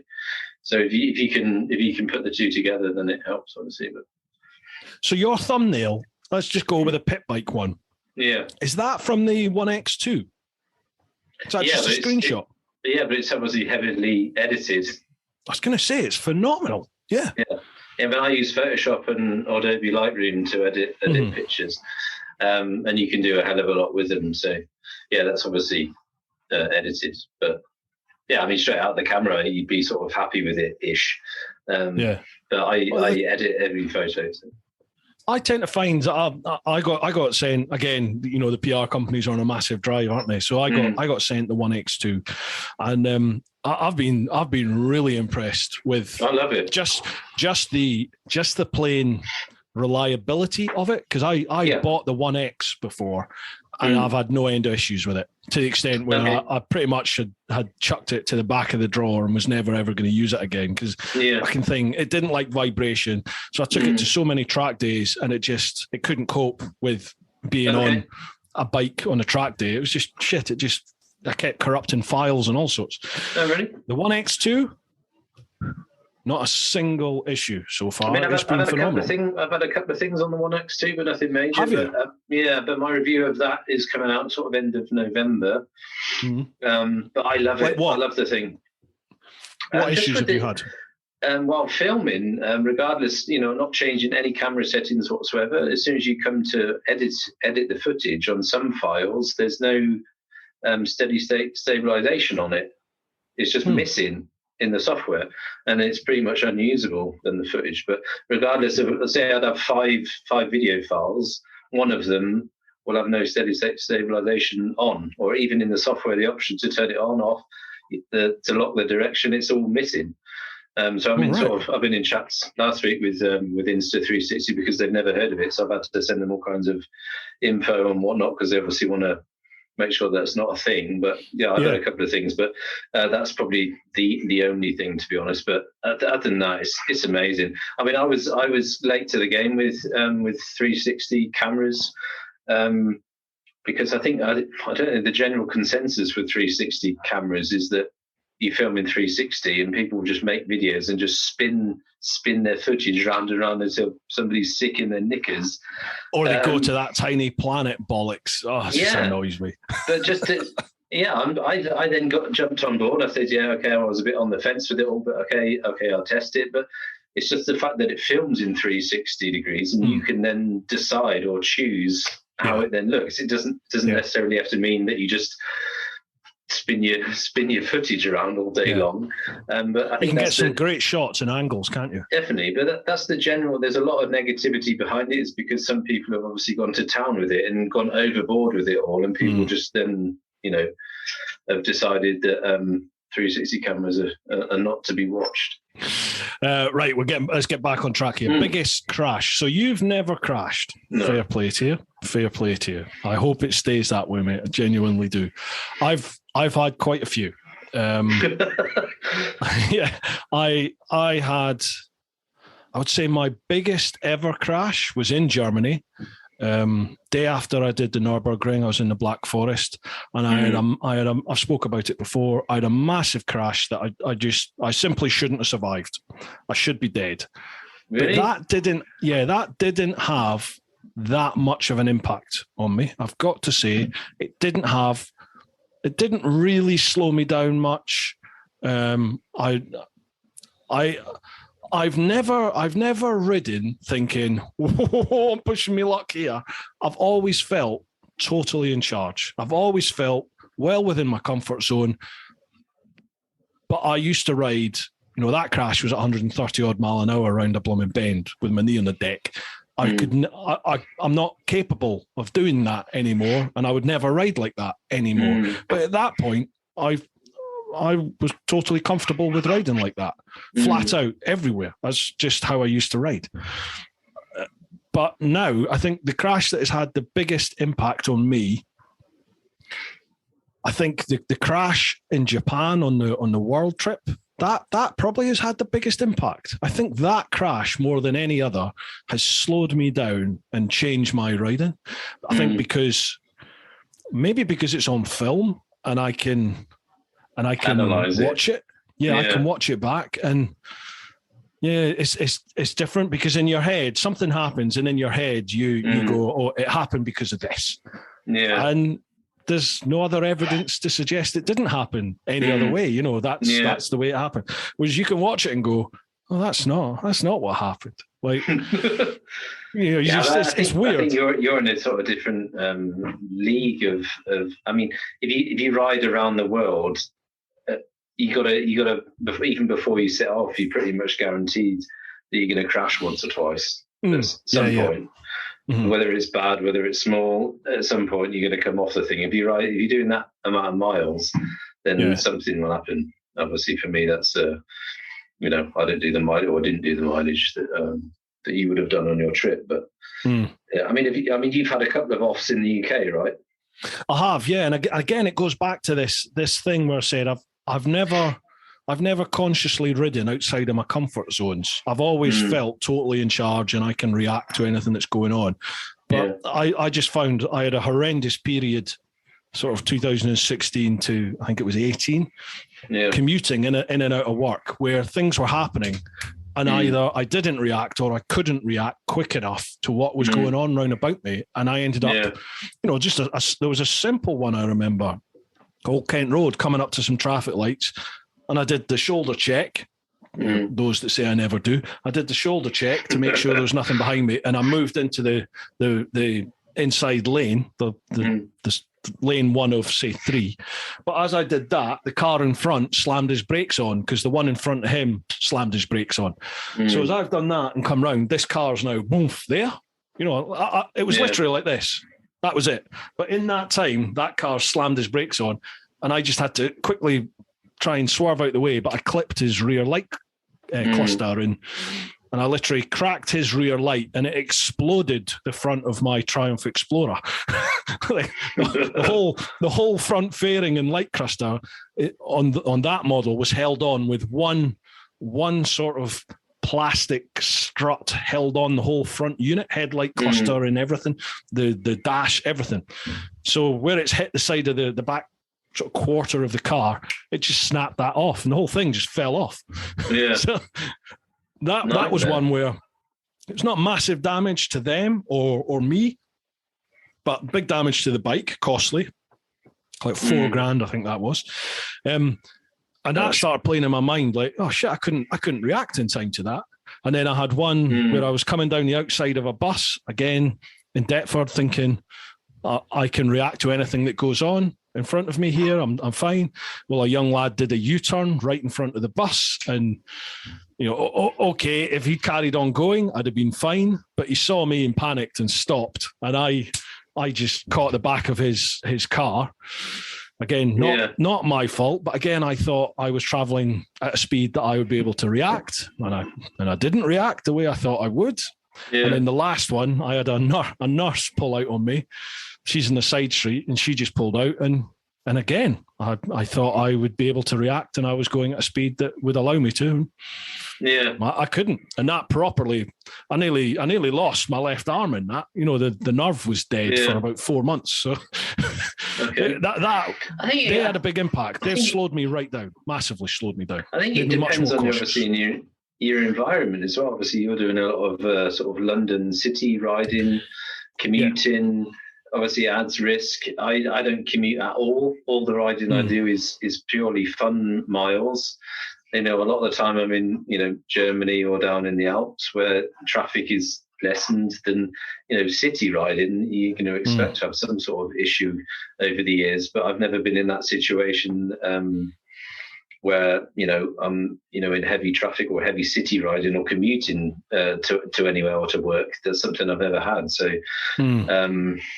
yeah, I don't know. It depends on the environment you're riding as well. But it was weird though, because I've always commuted. I'd always commuted. I don't commute anymore, but I'd always commuted in London and never had an issue. Yeah. And up until that point, I'd probably knocking on, if not more than 500,000 miles in those sort of 7-8 years. I'd done a lot of miles and not had really any issues at all.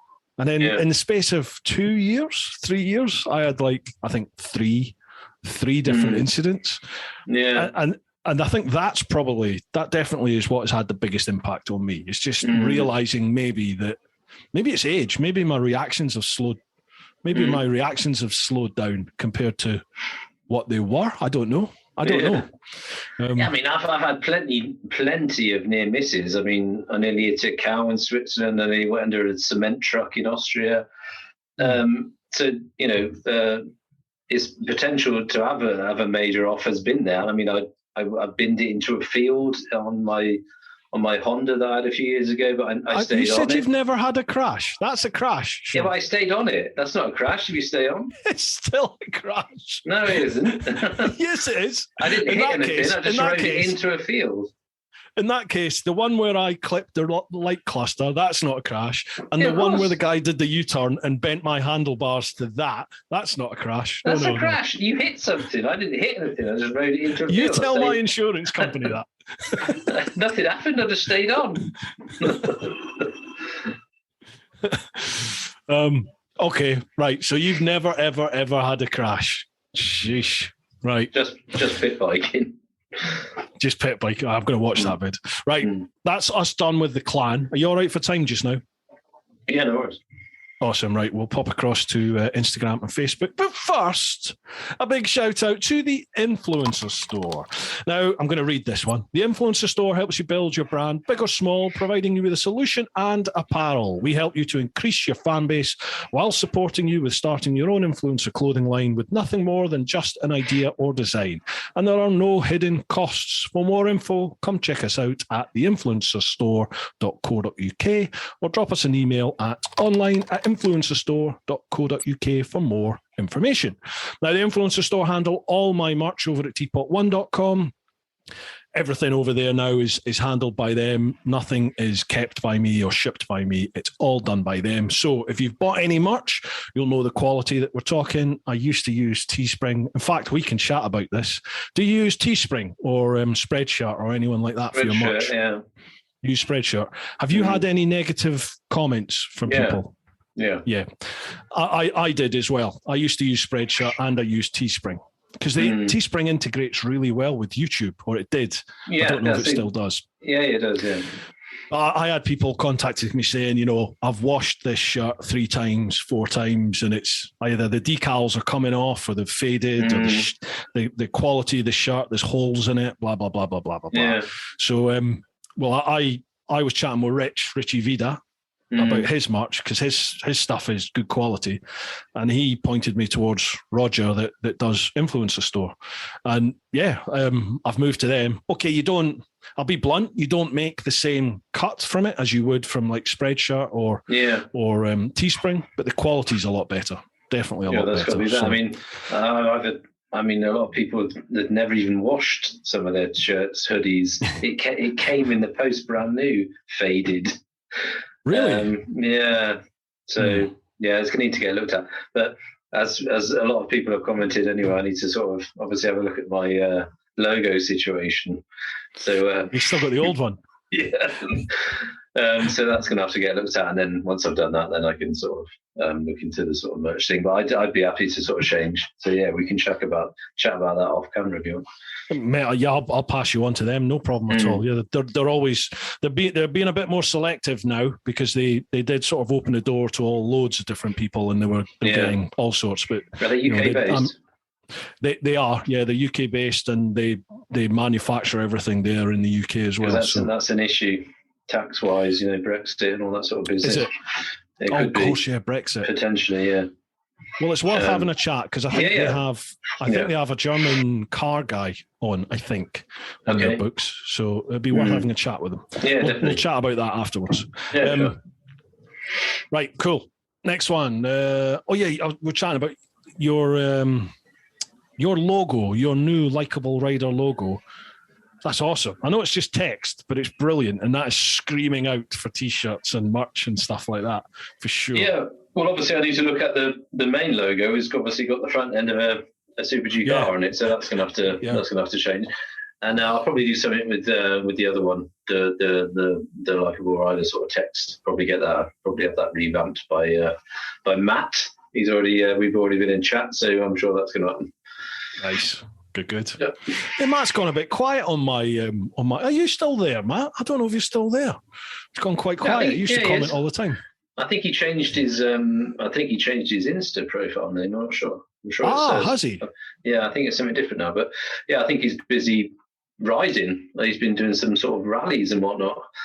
So he's been a busy boy. Right, folks, that's us done with the Patreon questions. We'll head on over to Facebook. So that's facebook.com/TeapotOne. I'll leave all Shaun's social links and stuff down below as well, folks. First one, motor underscore MA77. Hi, lads. Hope you're both well. What's been the best sub £100 you've ever spent? Also, what's the one motorbike accessory you couldn't be without? Can't wait for more content from you both. Oh, so say £100, €100. What's the best 100? I'm assuming this is bike related. Yeah, we'd like to think so. Bike related. Best hundreds, £100, €100 you've ever spent. For me, it's fairly boring, but it's got to be. I always buy rad guards. Mate, that's the German in you coming out. That is such a sensible. But that should be, for me. That should be a factory item. Mm-hmm. Because especially on the XR, have you seen the size of the thing on the XR? It's massive. Yeah. And even on every bike I've ever bought, rad guard, before I even farted around with any other sort of accessories, I've always bought rad guards. It's kind of boring, but that's probably for me, that's the most well spent $100 that I always do on every bike ever.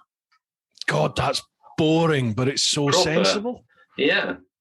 I mean, you're right. It should be factory, shouldn't it? It should be. Yeah. I mean, whatever bike, pretty much whatever bike you buy, not all of them, but radiators are pretty much all within the firing line to get trashed. Yeah, and if you get a hole in it, you're foobarred. So yeah. Yeah, and a hole in the radiator isn't covered by warranty. There's a bit of a stone that flies into it. That's not covered under warranty. Sorry. God, yeah, that's such a sensible answer. I can't compete incredibly with that. boring, but that's probably the must for me. And boring as well. Maybe not boring, but boring. Yeah. God, yeah, that's a good. I can't think of anything now. I mean, that you've nailed it, really. If your radiator goes, you're buggered, aren't you? Yeah, I mean that comes before any sort of maybe axle sliders or crash bars or sort of any other sort of protection orientated stuff. Right, a tire plugging kit. Always got one with me. It's always in my rucksack. What does that cost you? $10? No, I think it's. I think I have a link in my gear description down below. I think on Amazon. I use the Gremlin one, Gremlin Gear Junkie or something it's called. Can't remember. But it's basically it comes with 3 CO2 canisters. It comes with the plug-in kit, the sort of gluey, sticky sticks, some glue, all that sort of stuff. Yeah, I always carry one. It's definitely a must. Oh, yeah. And even if I've been lucky that I've not really had that many punctures personally, but if you're group riding and someone else gets a puncture, you can just plug it up and it's enough. It's not fail-safe. It's emergency to get you to some sort of help. Yeah. Gets you somewhere where there's either a garage and they can replace the tyre or you can get you to help. It stops you having to be recovered if you haven't blown the arse out of it. Absolutely, 100%. So yeah, some sort of tyre plugging kit. Look at us, Captain Sensible. Yeah. Oh, they're old. I was going to say 60 quid in Prague, but I'm not going to mention that. So, Roscoe Wills, 12. Any tour plans for next year? Yes. Shit. Yeah. What about you? Yeah, well, I mean, I was planning to come to the UK the last 2 years, and that didn't happen. And what happened? Yeah, I don't know. Somebody started licking trolleys and giving people diseases. Licking the handles on trolleys at Tesco's. Okay, so let's assume the plague isn't going to return or get any worse.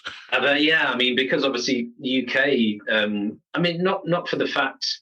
I just want to come to UK because I haven't done yet on the bike, and I want to meet, especially I want to meet up with you, and I'd love to meet Lamb Chops and Teapot and Richie, and just sort of get in and amongst I'm Teapot. The vlogging scene, but just to sort of meet up with some subs as well, not so much for obviously for the riding, but just to come to the UK and just to meet a lot of the people that I've been promising to do the last couple of years. But on the flip side of that, I've not now then been to the Alps for 3 years. I normally do an Alps tour once a year, so that's not happened either because I'd obviously planned to come to UK, which I went down the Kazi. So I think I definitely still like to get to UK next year, but maybe do another one and do the Alps as well because I've just not been there for so long. So that's probably the main 2 that need to get done for next year. Whether that will happen or not, I don't know. Whether the situation will change, nobody knows. But yeah, that's the main. I think on top of the list would be to come to UK. Oh, that's good to hear, man. Well, definitely let us know when you're doing that, and we'll sort something out for sure. Absolutely. Yeah. For me, I mean, I've wanted to do. I'm almost at the stage where I've booked the tickets, but I want to do a week in either America or Canada, and a week in India next year. That's my plan. Is to do. I want to do a week-long tour. Stateside, America side, and definitely India. That's 2 places I really want to head to next year. I want to do, I mean, this is all if someone gives me a blank check, obviously I need to sort finances out for this to happen. For sure. But I also want to do Ireland, because I've been saying I'm going to Ireland for about the last 3 years, and obviously that's not happened yet. Shaun's disappeared. I bored him to sleep. No, now it's getting dark. Right. We liked overexposing. Overexposing. Look at you. So Ireland's definitely in the pipeline. I'm off to the Canaries with Canary Motorcycle Tours. I'm off there in next week. So by the time you listen to this, I will be over there enjoying myself, hopefully. And then I have a Slovenia series with them, which I filmed back in 2019. I've still got to edit. So that'll be coming out before they start launching their Slovenian tours. So I'd love to go back to Slovenia as well, if possible, and Croatia and all these sorts of places.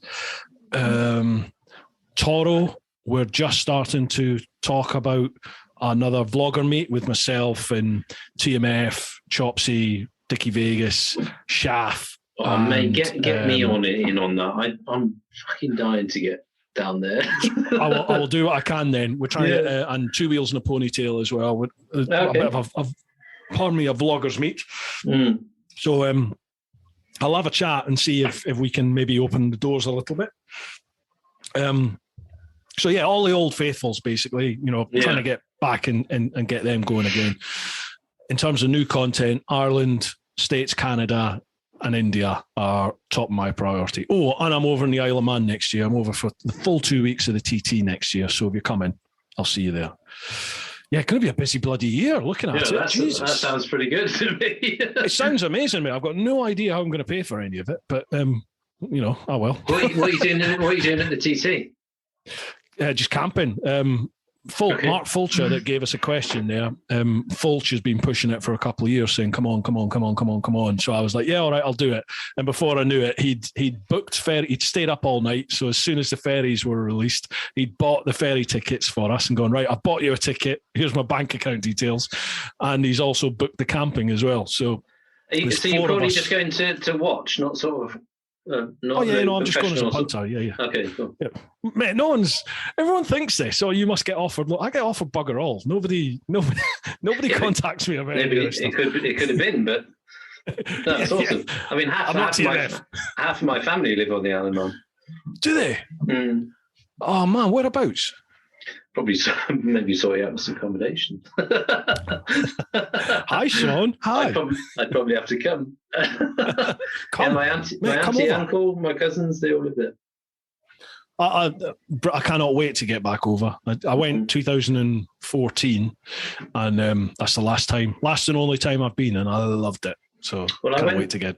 Last time I was there was 2-3 years ago, but just for my cousin's wedding. But I drove I went around the circuit in the car because I'd not been for many years. We went as sort of small kids. I went to the TT 3 or 4 times, but it's become so massive. I mean, I don't know. Sometimes I think for the money that you'd spend to get there. I mean, I've been already a few times. If you've never been, it's definitely something that you have to have seen and done, and it's a bucket list thing, isn't it?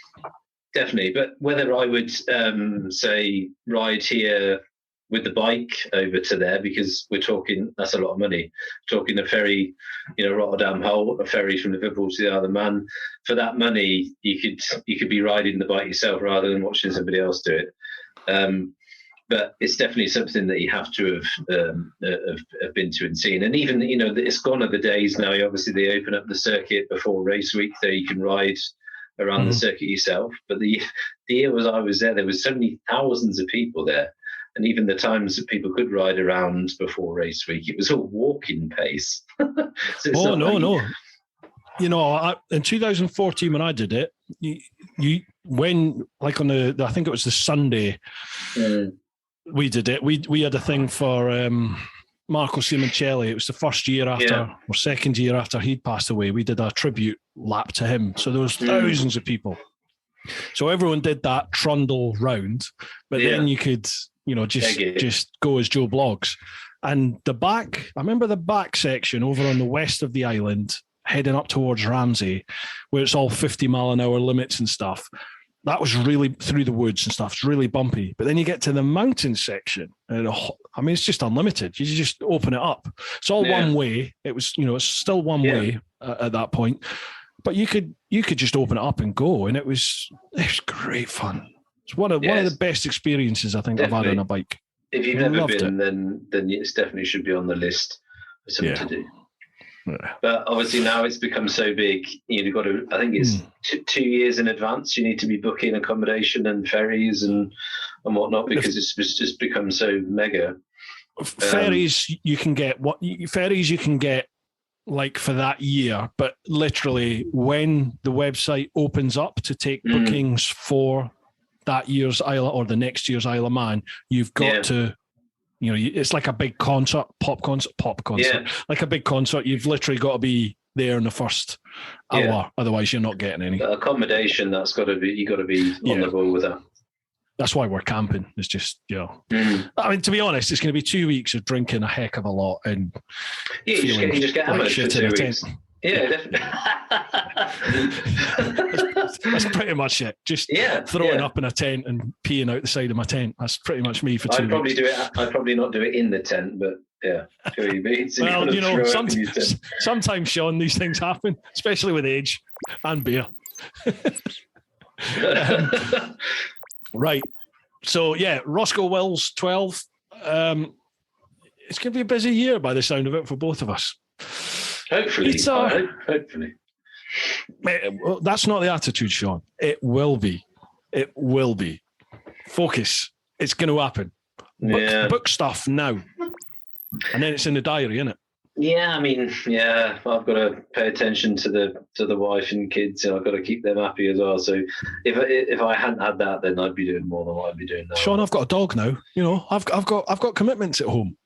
Dog's like a kid that you can leave with your wife. Yeah, but the thing is, we can't. Well, I can leave her with my wife, but I can't leave her with my wife all the time. You know what I mean? It's like, 1 week away means 3 months of me being at home all the time, looking after the dog. Can it not be an office dog? Not in my wife's line of work. No, she basically does exactly what I used to do. So that's just not possible, sadly. I've got 2 dogs. Oh God, you've got to raise the bar a bit, haven't you? Sensible, boring. Anyway. Right, next one. Peter Gange. Sorry, Peter. I pronounced your Gange. Peter Gange, 1969. Does Shaun regret selling the KTM? Yes and no. Yes, because of the joy and the thrill that bike gave so many people by the sounds of it, from everybody else that I'd seen that had ridden it.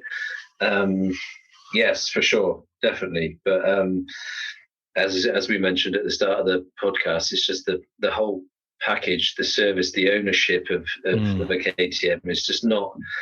It's just not up to standard. But I always thought maybe I'm doing it an injustice. Maybe I'm being too harsh. Is it? No. Is it a pants service? Is it not? I don't know. But But then towards the end, I was thinking it is a pants service. I don't. Yeah. It's just something is missing from the whole experience. The bike can be amazing, but if you've got no backup from the manufacturer and from dealerships, then that can ruin the entire experience, regardless of how good the bike is or not. Absolutely. Go on. Sorry. Yeah. So yes, definitely I'll miss it for sure, because there's nothing like a good thumpy V-twin. The noise that it makes, the pure raw joy that bike, or not even just that bike, even my GT, the GT.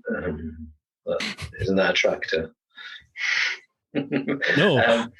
No. The pure enjoyment factor from KTM is probably the best, with maybe a few stuff from Ducati, few bikes, but it's up there. But the service is not up to standard. The thing, Ducati have really gone for it in terms of, you know, this age-old reputation of, you know, it's a Ducati, what do you expect? That used to be like not manufacturers, but that would be dealerships' attitude towards things. I know, because I have mates that have owned Ducatis and they've had issues with like paint peeling and issues with the bike. And when they've gone to the dealerships, the dealership attitude has been, it's a Ducati, what do you expect? That's insane. That's ridiculous. That's terrible. Ridiculous in this day and age to have it. We are spending a lot of money on these bikes these days. You're not talking like 8, 9, 10 grand, which is still a lot of money, but you're talking double that and more for these sort of level of bikes. Isn't it? They're so expensive. Absolutely. You shouldn't be expecting service like that. And once you've experienced good service, whether that's through BMW or some other, you're lucky enough to have a dealership where they really give you good customer service. Once you've experienced that, then there's no excuse to get shit service from a dealership or a manufacturer at all in this day and age. There just shouldn't be. And I don't think we as consumers should put up with that. And you rightly so, by people making that conscious decision to move from one product to another product, a brand to another brand, based on that, then I think that's the way to go. You know, we've got to show the manufacturer, you need to pull your finger out here, because although the product you're making is fantastic and in many ways superior to others' competition, the end product with your dealer network and what goes with it, that experience just isn't living up to it, and that's what's holding KTM back. But isn't it so sad? I mean, not even sort of manufacturer side of things. Isn't it so sad how an experience and an ownership of a bike can be ruined by, say, one or two people in staff in a dealership? That are just shit or not friendly or not helpful. I mean, it's not just, you know, it's not, you hear it all the time. It's not just that manufacturers. There's so many dealerships are naff. I mean, you know, obviously people rave about BMW service, but I'd imagine, and people have commented, you know, some BMW service or dealerships on areas of where people live, I'd imagine they've had a disaster, but just due to one or two members of staff. But you're going to get that. I mean, that's not avoidable, is it? But I think when just the whole package doesn't sort of, or the whole KTM service experience doesn't fit, then I can't stay, which is a shame. Yeah, no, I get you. Right, next one, Jim McTavish. Do you think you guys will ever own a cruiser someday? Yeah, definitely. Yeah, just park it next to the Benz. What cruiser would you have? Oh, I don't know. I don't know nothing about it. It's just not something that I would ever consider. There's two proper, what I would consider like poster cruisers I've ridden. One's the Triumph Rocket 3 and the other one's the Fat Boy. And for me, the Harley Fat Boy. And for me, the best bike out of them, like the best product, is the Rocket 3. Phenomenal. But the bike I'd buy, I think, is the Fat Boy. I think. The Fat Boy, it put a smile on my face, just chugging along. You know, a lot of the time I was thinking, fucking hell, I'm going for it round this bend, you know, and you're scraping the floorboards. I'd look down and I was doing like 45, 50 mile an hour in the 60, and you're like, I'm not even at the speed limit. You know? But I was loving the experience of riding it. Whereas the Rocket 3 was just like, oh my God, this thing is powerful and it's solid and you could feel the quality of the build in this bike and the power of it, but you are definitely not doing the speed limit on it, you know? I mean, for me, it's just not something that I'd ever. I mean, obviously, for me here in Germany, it's obviously, as we spoke about before, it's difficult for test rides and whatnot. But it's obviously not an area then that I'd even, well, not that I wouldn't consider, but obviously, if I want to do a test ride, I turn up at a Triumph dealership and want to test ride the Speed Triple RS and have to pretend that I'm interested in that bike, and then come back on that test ride and say, I wouldn't mind taking the Rocket out though. They're going to be looking at me thinking, well, what do you want here? Do you want an RS or do you want a Rocket? I would say certainly in the UK, that wouldn't be anything out of the ordinary, because people take all manner of different bikes out just to sort of try and narrow down. Just go to the dealership and go, not really sure. I'm thinking about either of these. I'm not sure which one's going to do it for me. Can I take both out? But I think from looks wise, I think what's the Ducati's Cruiser? What's that? The Diavel. I've not ridden that yet. I really want a shot at that. Just from pure looks, I mean, I know, was it TMF he didn't rate the ride, but just from how that thing looks, it looks awesome. Then I'd probably like a shot on that more than probably the Rocket. But yeah, no, I definitely want to try the Diavel for sure. Yeah, I know people that have ridden. Maybe not necessarily all three. I think people that I've spoken to, they've done the Rocket and the Diavel, and they rate the Diavel over the Rocket. But I'd be interested to try them for myself and just see. I mean, Cruiser for sure. If I had the money, it definitely would. I would definitely have one in the garage for sure. Next one, Gav Freeman, 6435. For both from your past careers in the military and the Met, disregarding camaraderie, what is the biggest thing you miss? Is there anything you found that replaces it? Keep chasing the horizon and all the best. That is a good question, Gav. Yeah, I can pretty much answer that pretty quickly. I mean, obviously the thing that I miss the most is obviously probably the camaraderie in the male environment. I probably miss the most. He says disregarding camaraderie. What's the biggest disregarding that? Okay. Yeah. Bugger. So I'm the same. There's a saying certainly in the Met. It's probably globally in the old bill and probably military. You miss the clowns, but you don't miss the circus. So I miss the people that I worked with, but I don't miss the organisation. Yeah. Okay.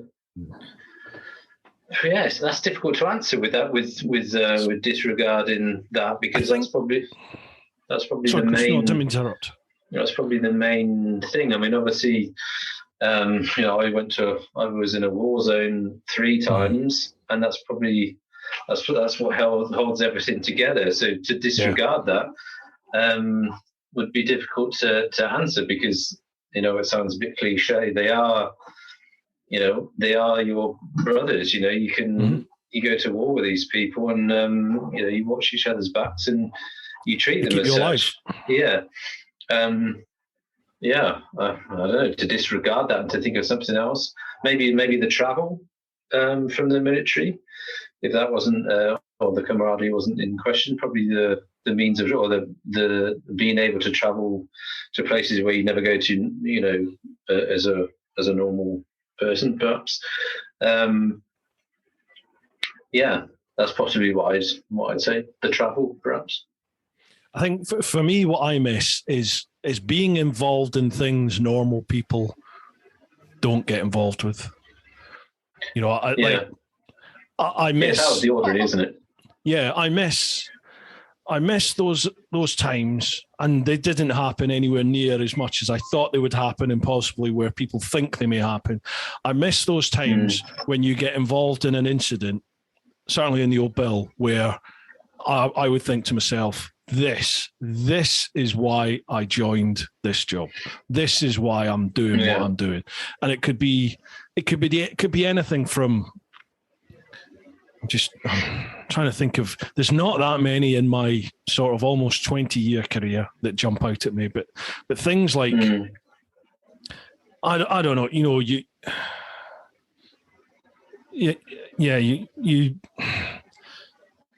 I mean, this happens on both sides of the fence, male and female, I appreciate. But a woman called because she's suffering domestic violence, and you turn up and you are that person that gets in there and you get them out of it. Do you know what I mean? Like, you turn up and you are the sort of savior. You are that safety element for that person. Whatever reason that they've called, you get there and you get them out of that situation.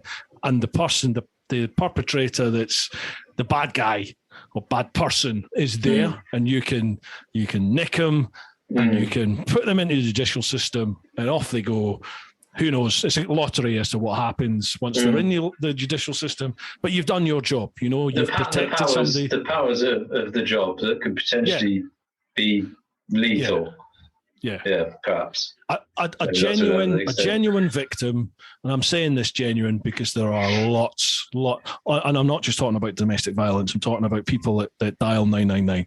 There are lots of people that shouldn't be calling for help, but they do. But for whatever reason. So somebody calls for help and you are that help, and you provide help to that person, and you deal with it's not a guilty person because they're not guilty till they're found guilty at court, but you deal with the suspect and they're done. I miss that element of I've done something. I've actually earned my pay packet today. Yeah. I do miss that. Yeah. Yeah, for sure. And the buzz of flying round London with the blues and twos going, nothing beats that. You know, it's still put a smile on my face almost 20 years after joining.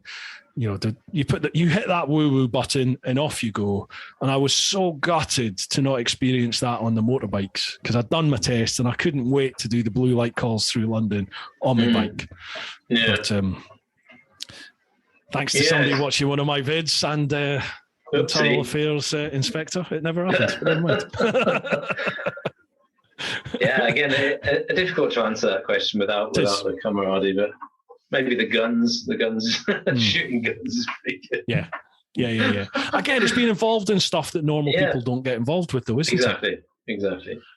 Yeah, for sure. Although, you know, being in conflict and in war zones that I was in, although terrible at the time, again, when you come back and you've come back in one piece, that's something, you know, the sense of achievement is, like you say, it's that's probably up there.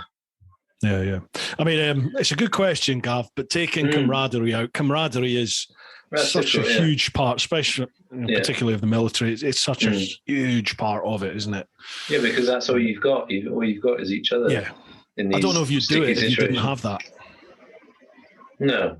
I mean, obviously we had some bellends, you know, in and amongst the in amongst the mix, but generally, obviously they weed out the sort of the idiots amongst them. But yeah, it's a difficult one. Sadly, that's something certainly in the Met in London at the moment, and I know nationwide throughout, certainly England and people I know in Scotland and stuff in the old bill. That's something which is becoming prevalent now, is that the crack has just been taken out of the job, and there's a new breed of people that are coming into the organisation that aren't like, they've not got the same. Yeah, they've not got the same mentality. They're just not the same type of people, and that camaraderie, that crack, that trust, it's just been eroded. It's just gone. I think the main. I mean, I saw it in the military. The main, obviously, when health and safety then becomes a part of political correctness, it kind of that. Although yes, you've got to. You've got to provide some sort of protection for employees and whatnot, but definitely for the military, political correctness and health and safety never played a part at all when I first joined. And obviously that came in, years later on down the line, but that definitely ruined the experience of how things should be, because at some point things just have to get done, regardless of how bad or good it looks, or how health and safety orientated it is. Things need to get done, and it just get done however it should get done. Just by the by. The right thing is not necessarily the best thing or the most comfortable thing, and I think that's something which, unless you're put in a position to make that call, you just don't understand, do you?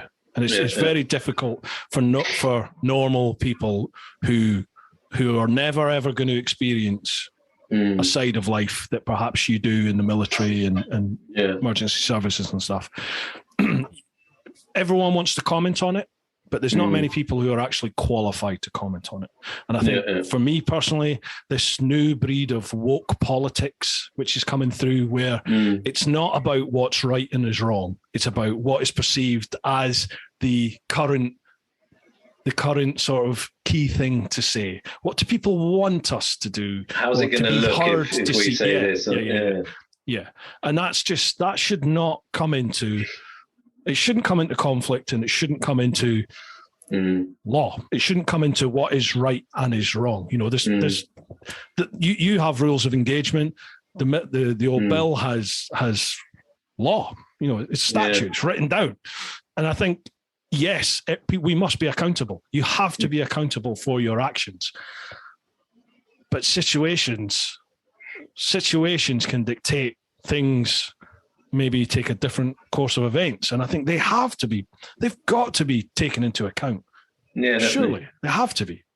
It's difficult to talk about this without specific examples, isn't it? And I don't want to narrow down on specific examples because I don't want to open up doors to anything else. But no, we're not going to too political.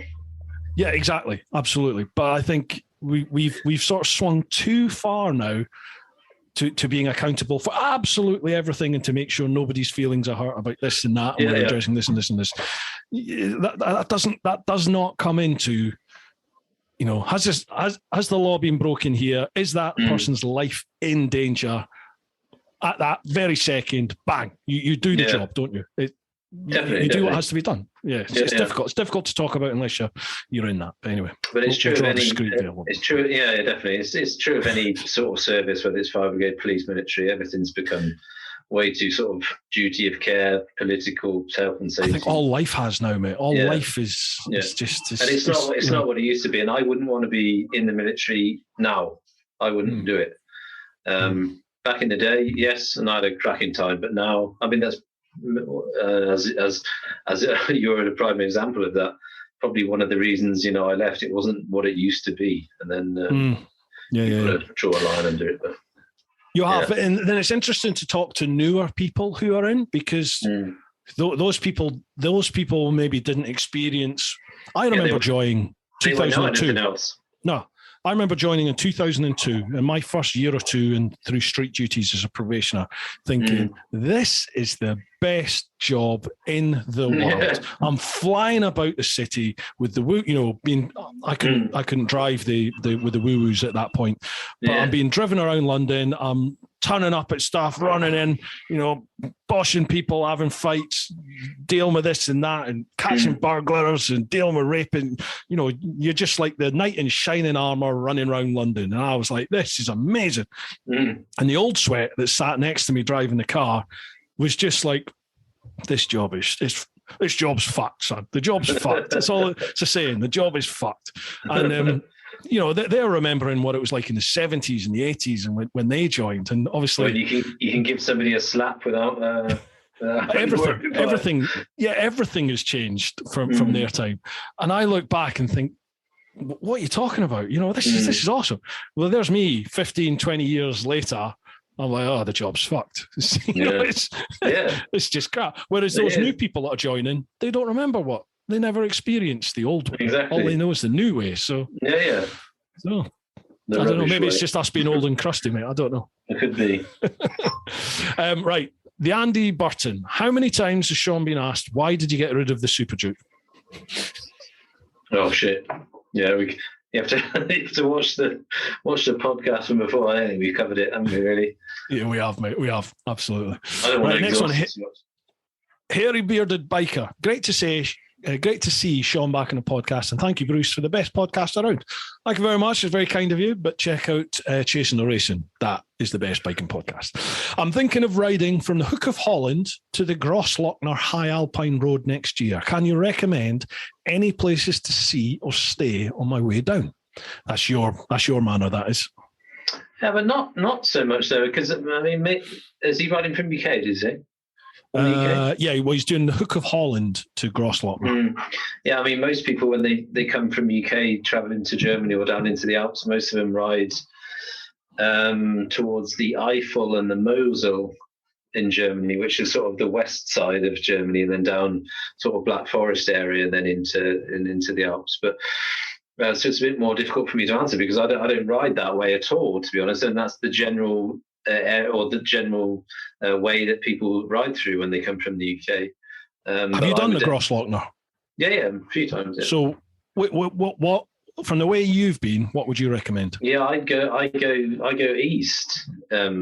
Down. I mean, obviously, I travel southeast through through Germany, but that's the general way from coming from UK.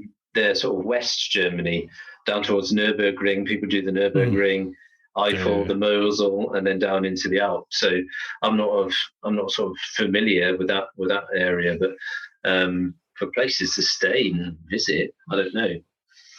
I mean, have you done it from Holland down into to the Alps? No, I've not. I mean, the only time I've been to the Grosslochner was on the world trip, and I was coming from. I'd done Czech Republic, so I was coming back from there, and then I came back down through Germany. Yeah, got to the Grosslochner, and it was shut. they were resurfacing it, so it was shut. Okay. It was gutted. Yeah. So I've never actually ridden the Grosslochner. Yeah, I mean the Grosslochner is that's one to do next year. Yeah, definitely. It's more sort of east Austria, but coming from the UK, that's not an area that I know where the majority ride into Austria. I don't know. It's difficult to answer. But yeah, there's definitely sort of West Austria that I've done before is beautiful. The Silveretta is always a pass that I will put out there to people to definitely ride. That's an amazing pass. But then you've got to ride Silveretta. Silveretta, yeah. Right. But then you've got to ride east towards Innsbruck, and then further east. But yeah.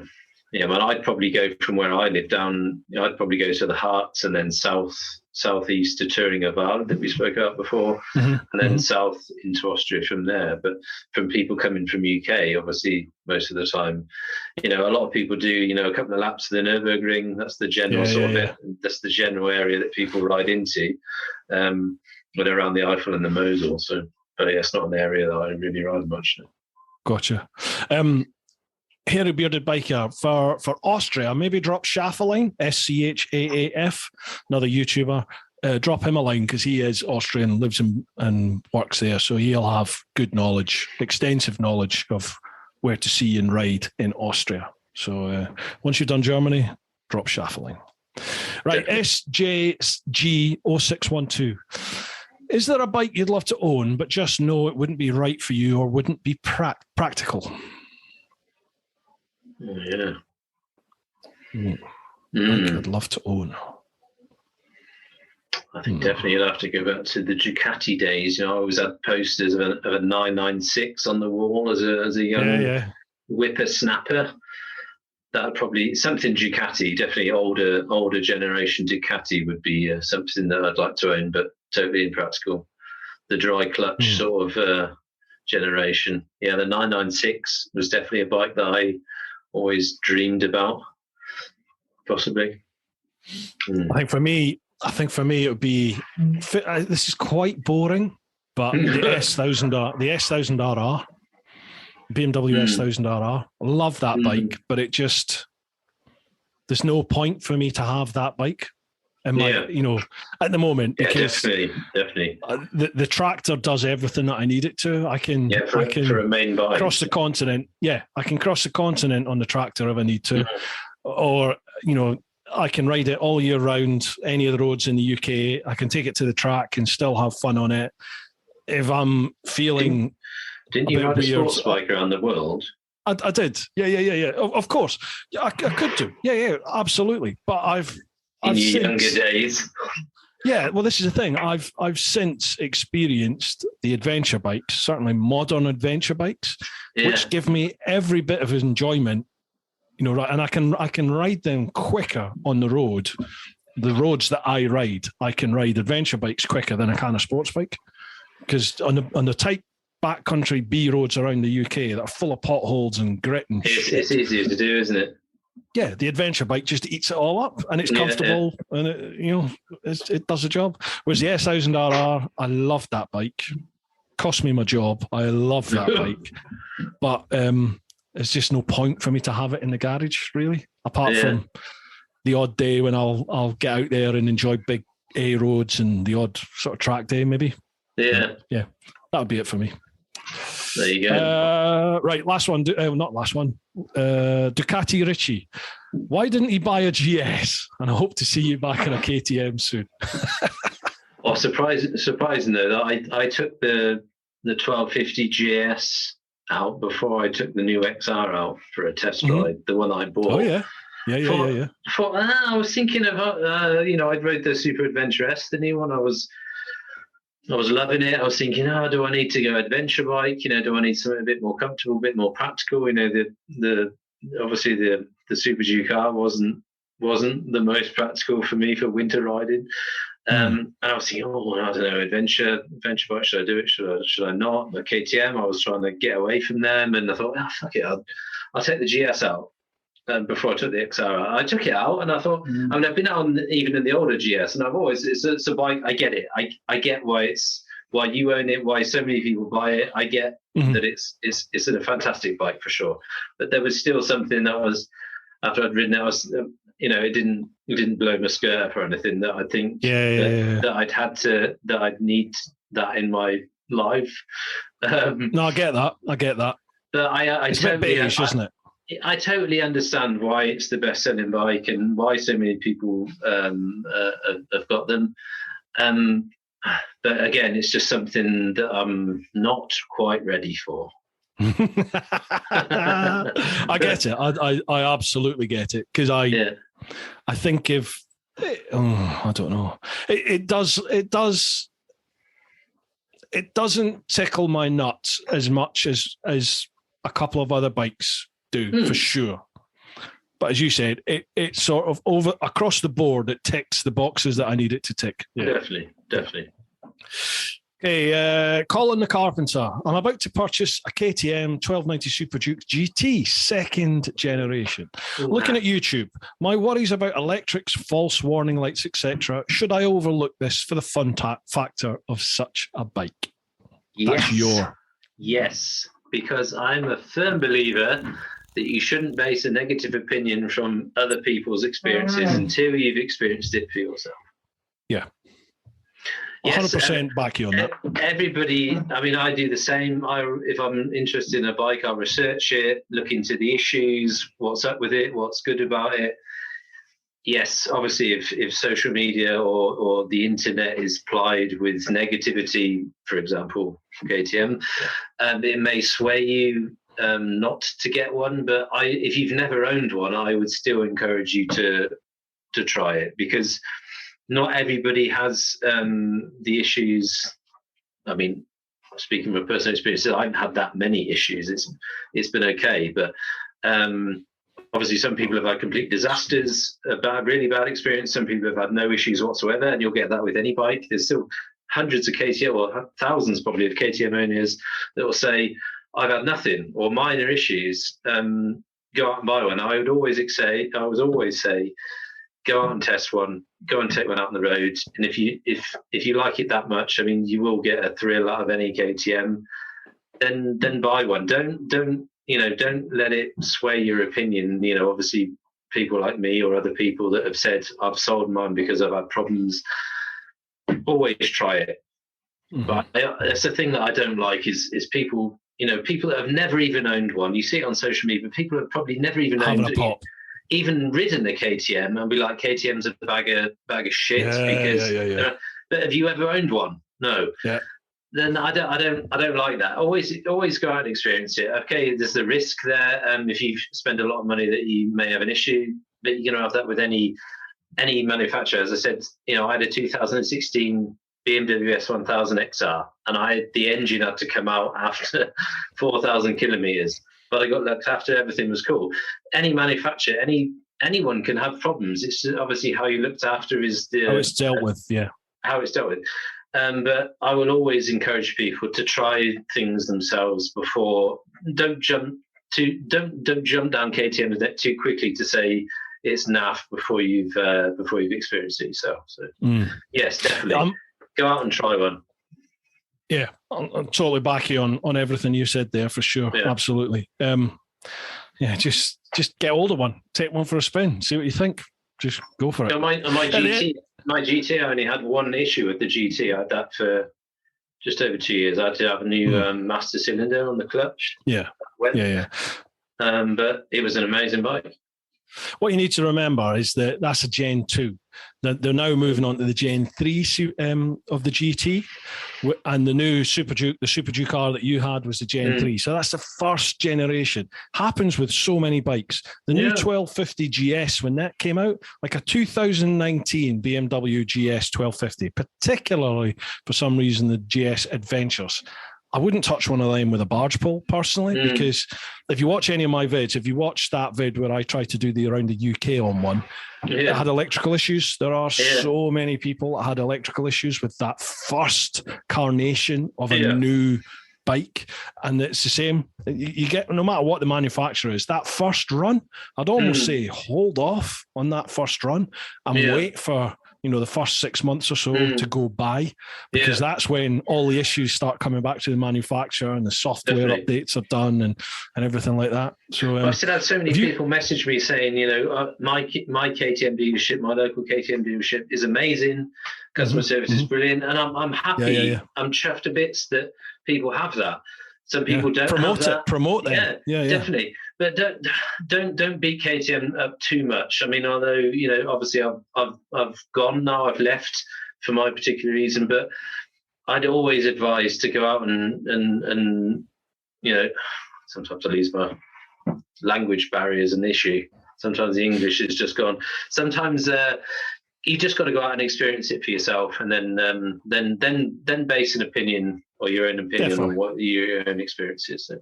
Definitely. And support when you find good dealership service and customer service, then promote that. Do you know what I mean? Like I will gladly ride a couple of hours to get to a dealership that gives me good customer service rather than use one that's on my doorstep if they're shit. And I'll tell everyone about how good this place is, you know.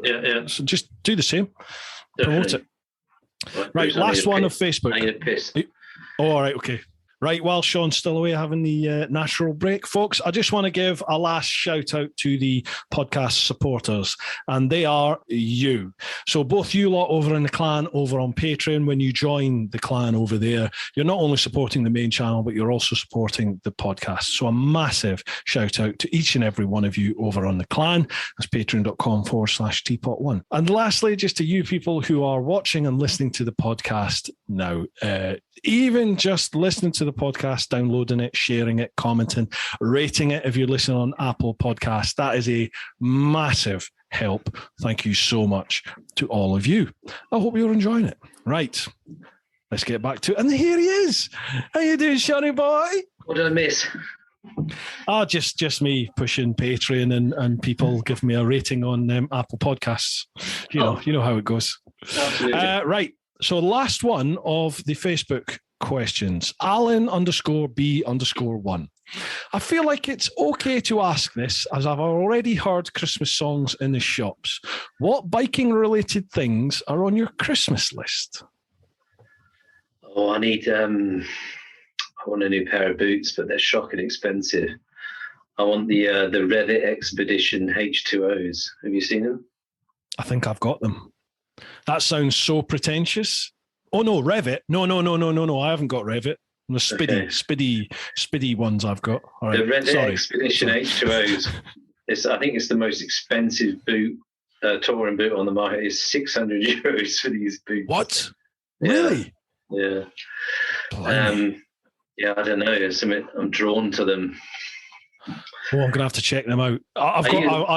I've got to quantify why I sounded like such an arrogant prick there.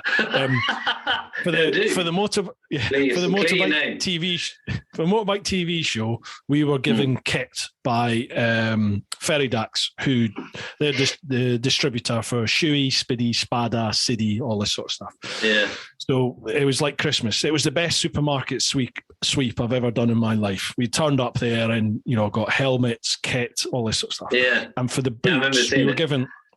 It was phenomenal because the idea was to be kitted out in a touring set, like a track set, and a casual set. But because I'm like a normal sized fat UK guy, and Speedy are Italian. They don't do anything my size. So you don't have fat people. Yeah, they don't like the fattest. Speedy, the fattest. If you're tall and fat, you're fattest. Yeah. If you're shorter and fatter, I think you're in equally as troubled water. But anyway, boots-wise, with City, they did my size, and I have a pair of their top-of-the-range Adventure touring boots. Yeah, and I don't know what they're Adventure. called. Oh, yeah, those ones. I don't know what they are. That's the ones I thought you were talking about. That's why I sounded like a prick. I'm sorry. No worries. I mean, I got the City Adventures. They must be about 9 years old now, but the City Adventure 2 came out, but mine are still working. But sometimes they, although they're fully waterproof now that they're sort of getting on a bit, they do let the water in between. But yeah, the Revit Expedition H2Os I've been sort of drawn towards, but it's I mean, that's mental money. It's ridiculous. Why do you like them then? I don't know. I think the look of them is nice. And I just watching a few reviews on. I thought, ooh, that's a proper nice boot. That I fancy a bit of that. The best boots I've ever worn were, I had a pair of Daytona touring boots.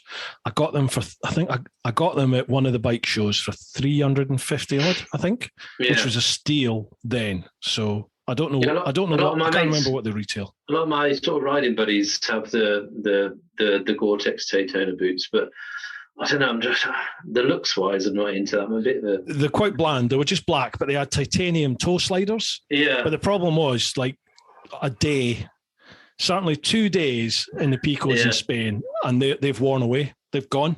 So really? I've literally worn away the front side of the boots. They've gone. Yeah. Because I ride.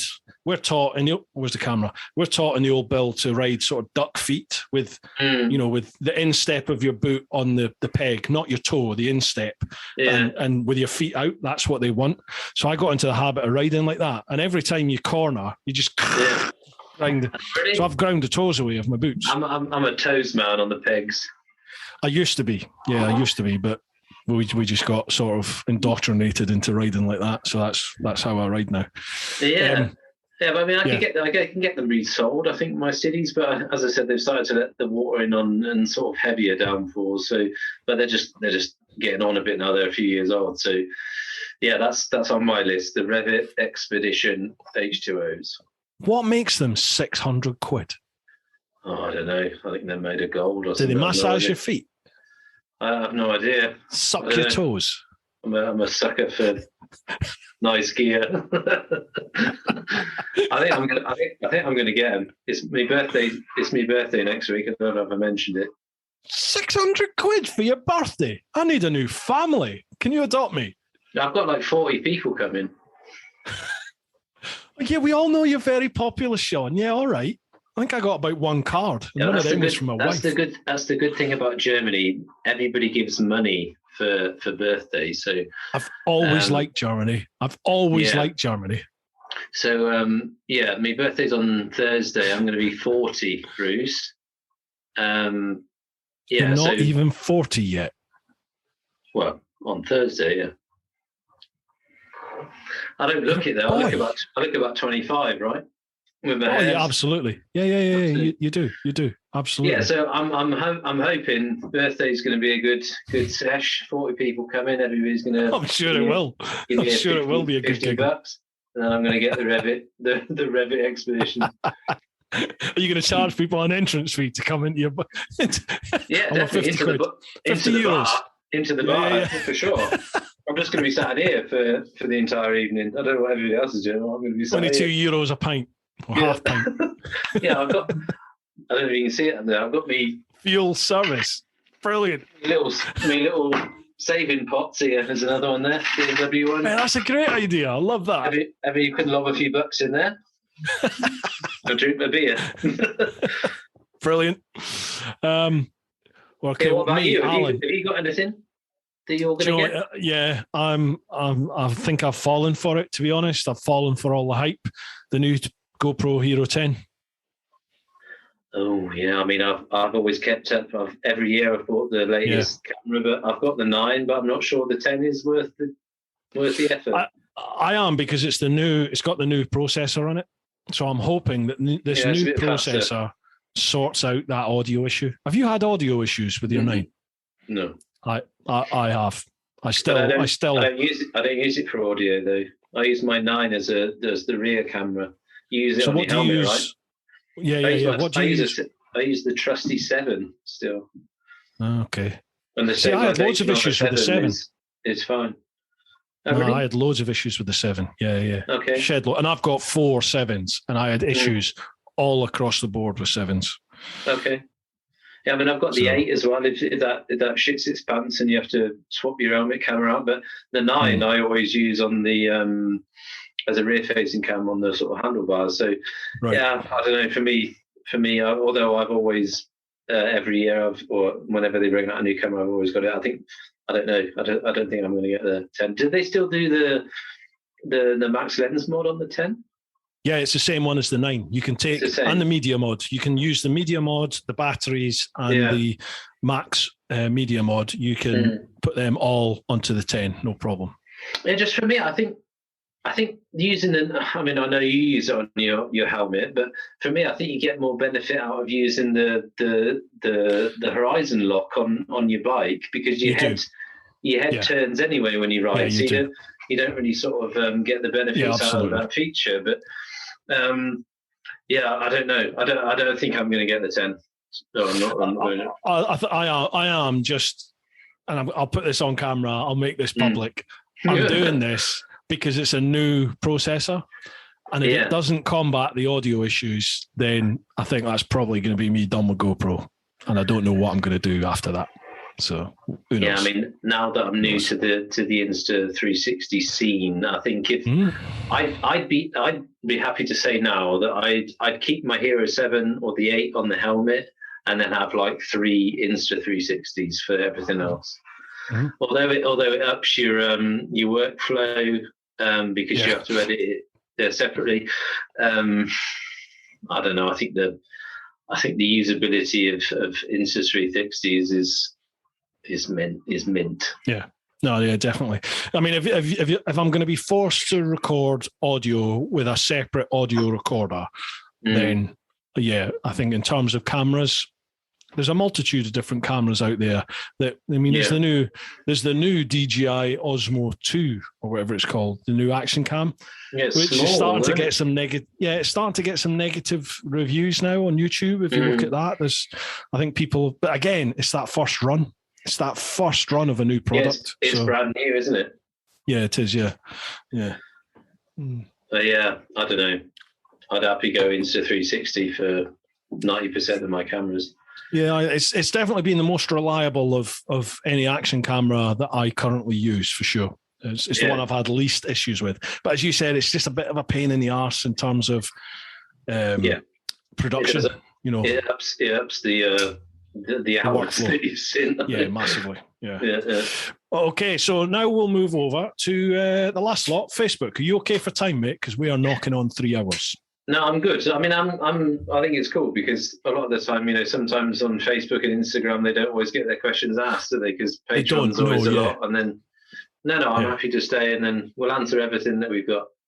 Top man. I've got to admit, folks, I've made a conscious effort over the last sort of, say, half dozen to dozen of the podcast. I've tried to keep them sort of below 2 hours, maybe an hour and a half or even below. A lot of the time that's just been because of like some guests have only got an hour, so I've had to really narrow it in. But I do think it takes a little bit away from it. Like, people like yourself who want to chat, and we're just having a chat, aren't we? And as you said, we don't always get through all the questions. So if you've taken the time to leave a question, we will answer them today. We're on it. Right, so facebook.com/TeapotOne. Again, Shaun's socials will be linked down below. First one, Dale Wintle. Hi guys, hope you're both well. I like to keep my bike clean and well maintained like Shaun. Sorry, Bruce. What is both your cleaning process when cleaning your bike? Take care, stay safe. Cheers, Dale. Right. Go on then. Yeah, and cleaning process. I'm not too meticulous with it, but if I go out in the rain and get it minging, then latest the next day it gets washed. So I like to keep on top of it, but I don't know. Maybe it's my OCD. No idea. Yeah, it's often been commented on my bikes for sure. But what I will say, and this is a plug. This is definitely a plug, but it's a plug that is warranted. My mate Pete Hamazidai, he owns and runs Super Shield Auto, who do the ceramic coating of bikes. Now you'll hear ceramic coating, and you'll go, yeah, very good, blah, blah. My mate will do ceramic coating, it's shit, blah, blah, blah, blah, blah. You may well know people that do it, but they do not do the Super Shield Auto. They are the only people in the world that use that product. I've had mine done, and I can gladly say, you look at my bike right now, and it is a shit tip. It's done 2,000 miles since the last wash. Oh, dear. I've ridden to Switzerland, all around the Alpine passes and back. I've ridden up to the northeast the Lake District during the flood warnings the other weekend for the clan meetup, all around there and back. This thing has been hammered. I will wash that bike, and within an hour, it will showroom condition. Guaranteed. Yeah. That's cool. I think is the benefit of Super Shield Auto. Again, I'll put links down below.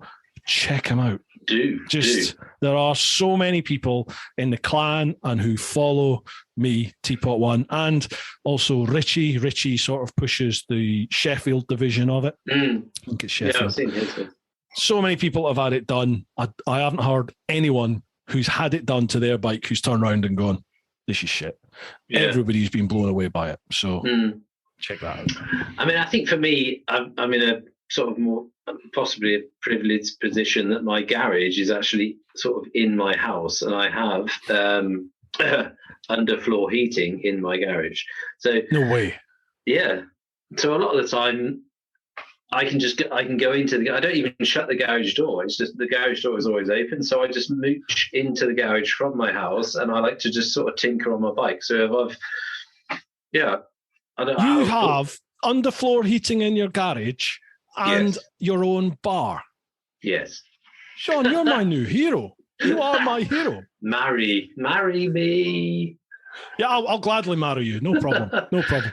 Yeah. So a lot of the time I'm in there just out of convenience, because if you haven't got a garage, or you have got a garage that's probably not heated in the winter, or it's sort of a separate building, then obviously you're not going to go in there as much. I can literally walk through my house, and I just have the door to the garage is always open, so I just walk straight into the garage barefoot and be warmed by the underfloor heating. Do you know how many people hate you at this moment?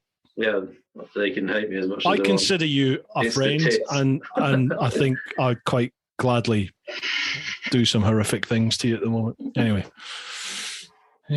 Right, so Dale, now we know that Shaun is living the life and has it made. I bet you've probably got somebody that comes in and washes your bike for you, don't you?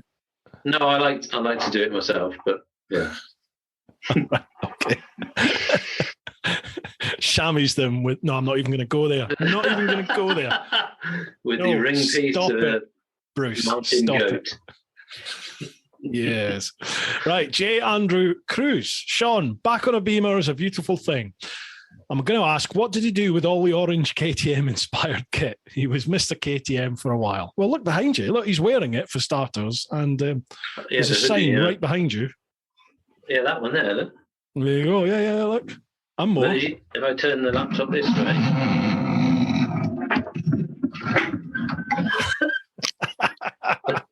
Hedging your bets, like it. There's a BMW garage. Look. Oh, the bottle opener. That's a winner. Yeah. I got this as I think it was a Christmas present a few years ago from KTM. Thank you very much, KTM UK. And they're good then. Gets a lot of use in the podcast, that does. Yeah, definitely. What was the question? What have you done with all your KTM inspired? Yeah, because you had KTM leathers and everything, didn't you? Yeah, I've still got it. I was toying with the idea of flogging it all, but I don't know, could be my pit bike leathers and helmet. I don't know. I might just keep it all and just crash in it a lot. Have you won the lottery or something? underfloor heating in your garage, your own bar, pit bike leathers. What the heck? Yeah, I mean, I've got a few sets, but I thought I'm not going to obviously wear them on the S1000. I can't afford fuel in my bloody bike at the moment, and you've got. Can you get any fuel at the moment at your place? We can now. Yeah, those fucktards that went out there and used all the fuel have thankfully moved on to something else that the media's told them to panic buy. But our fuel prices have gone through the roof as well. I think we're paying, I don't know, 170, 180 sometimes for 169 a litre for a premium unleaded. It was. Yeah, that's pretty much the same as here. Dickie, Richie Vida just filled up his 40 quid. Twin. Yes, I saw that. 40 quid. 40 quid. I mean, I hit 30 quid on the GS. Obviously, it's a 20-litre tank, not a 30. But I hit 30 quid and I was like, this is insane. I remember 30 quid filling up my car when I was young. That's incredible. Is the Africa Twin got a 30-litre tank? Yeah, I think it's the... I think it must be the Adventure one that he's got there. And he must have the bigger tank. Oh. Well, that'll blow the arse out of your wallet. That 40 quid, that's shocking. Yeah, but I mean, you'll get about 9,000 miles out of it, but it's still a lot of money, isn't it? There's another. Kristen Furness has said, "Have the KTM fanboys cast you out of the gang?" No, I mean, I exited a few WhatsApp groups that I was in, but we've got sort of 6 or 7 that still ride together. So I've said, what's the crack? And they've said, we don't care what you ride. And a lot of them, obviously, as I said, 4 or 5 of them ride the Super Duke R, and some of them had to buy a second bike because the other one was always knackered. And some of them, have said that's the last KTM that they'll get. So eventually, when they go, then they'll go elsewhere as well. So we're all going to keep riding together. So no, I've not been. Shame, isn't it? I've not been cast aside. No, yeah, and as I said, I had 2 or 3 issues, nothing major really, but going out on rides with them and gear linkages falling off down the street, or the fuel tank empties its arse all over the road, and just seeing everybody else's misery. I was just like, oh God. And plus, the things that I'd had, I was thinking this, it's just not on. So yeah. But no, they haven't binned me off. Mate. Yeah, it's like anything. You buy new bikes, you meet new people. Yeah, of course. Nobody cares what bikes you ride. You make friends through things that you do, so that they all still want to ride with me. So that's all cool. It gets me that though to hear that about KTM, because I really want to be a KTM 100% diehard fanboy. I really want to be, because they embrace everything about motorbiking, motorcycling that I want. They're fun. They've got the bad boy image. They've got that hooligan image with it. They sound great. They look great. They're a little bit different. They ride impeccably well. Yeah. It's awesome. But that one thing about reliability is the issue, but it is an issue, but it's the customer care. And it's like, sort that out, man. And you would have such a more successful brand. And I was all in. I was all into KTM. I thought this Super Duke guy is going to sort of make the channel. I was, obviously that's in mind when you buy a bike. How is it going to sort of impact your YouTube channel? For others, it's not an issue. But I never think about that, I've got to say. No, to an extent, not everything, but to an extent, you think how's that going to come across? But I was as soon as I bought the Super Duke, I bought the Super Duke GT, had that for 2.5 years, and then bought the Super Duke R, and I was thinking the Super Duke R, it's going to do all right. And obviously, I slapped a loud graphics kit on it, and I bought everything. I bought an orange helmet, orange leathers, orange boot, everything. I'd gone full in. I was like, this is me. V-twins is for me. That's my engine. That's my bike. And I went all in with it. And then L-twin. It is. It's an L-twin engine. The new 1290 is an L-twin. I'm sure it is. It doesn't look like an L to me. I might be wrong here. I might be showing like a right twat. I'm sure it's L-twin. The new 1290 is L-twin. I'm sure. But it definitely wasn't a light decision. And I went all into KTM. I was thinking, this is where I'm going to stay. And it's not worked out that way. But shit happens. Oh, well. That's how yeah, life exactly. is. We've covered this. Yeah. Next one, Tony Brown. Can he arrange a meetup near to where he lives so we can go over and he can take us on some of those fantastic roads? People could arrange their own accommodation for the weekend. People coming from UK? Yeah. Yeah, I'd love to. Are you up for that? Yeah, definitely. And I had I did a meetup. I did a Patreon meetup. Oh, what was that? A couple of months ago. Met some new people. And we went down to Biegelsee and did a tour around sort of Germany for 3 or 4 days. And then Andy hooked up with them after I'd finished, and he went on with them for another couple of days. It was a good event. Let's do it. Yeah, definitely. I'd like to do more of that, to be honest. I mean, although me too. For German subscribers, although me and Andy live here, most of our sort of subs views and whatnot come from sort of UK, America, Australia and whatnot. So our sort of German sub or viewers, if you like, is minimal. But although we did I know you came over for one that we did a German sub meetup. That was great fun. Yeah, it was definitely fairly successful, but there's so many more Brits that want to do it. So yeah, I'm definitely up for that, and I've done a few of them already. And people have become. I love that sort of side of things. It's especially Patreon side of things, that people that go that bit further to support channels. Definitely. I had a Patreon meetup a couple of months ago, and although I came over, or people came over and we met these people, some people are now flying over from UK, patrons this is, to come to my birthday bash on Friday. No, that's mega. And I love that. I love it to bits. These are people I've met once, say. Mm-hmm. But although you feel that you've known them for a long time because you're always chatting online on various social media platforms, but patrons are now coming to my birthday bash next week. I think that's amazing.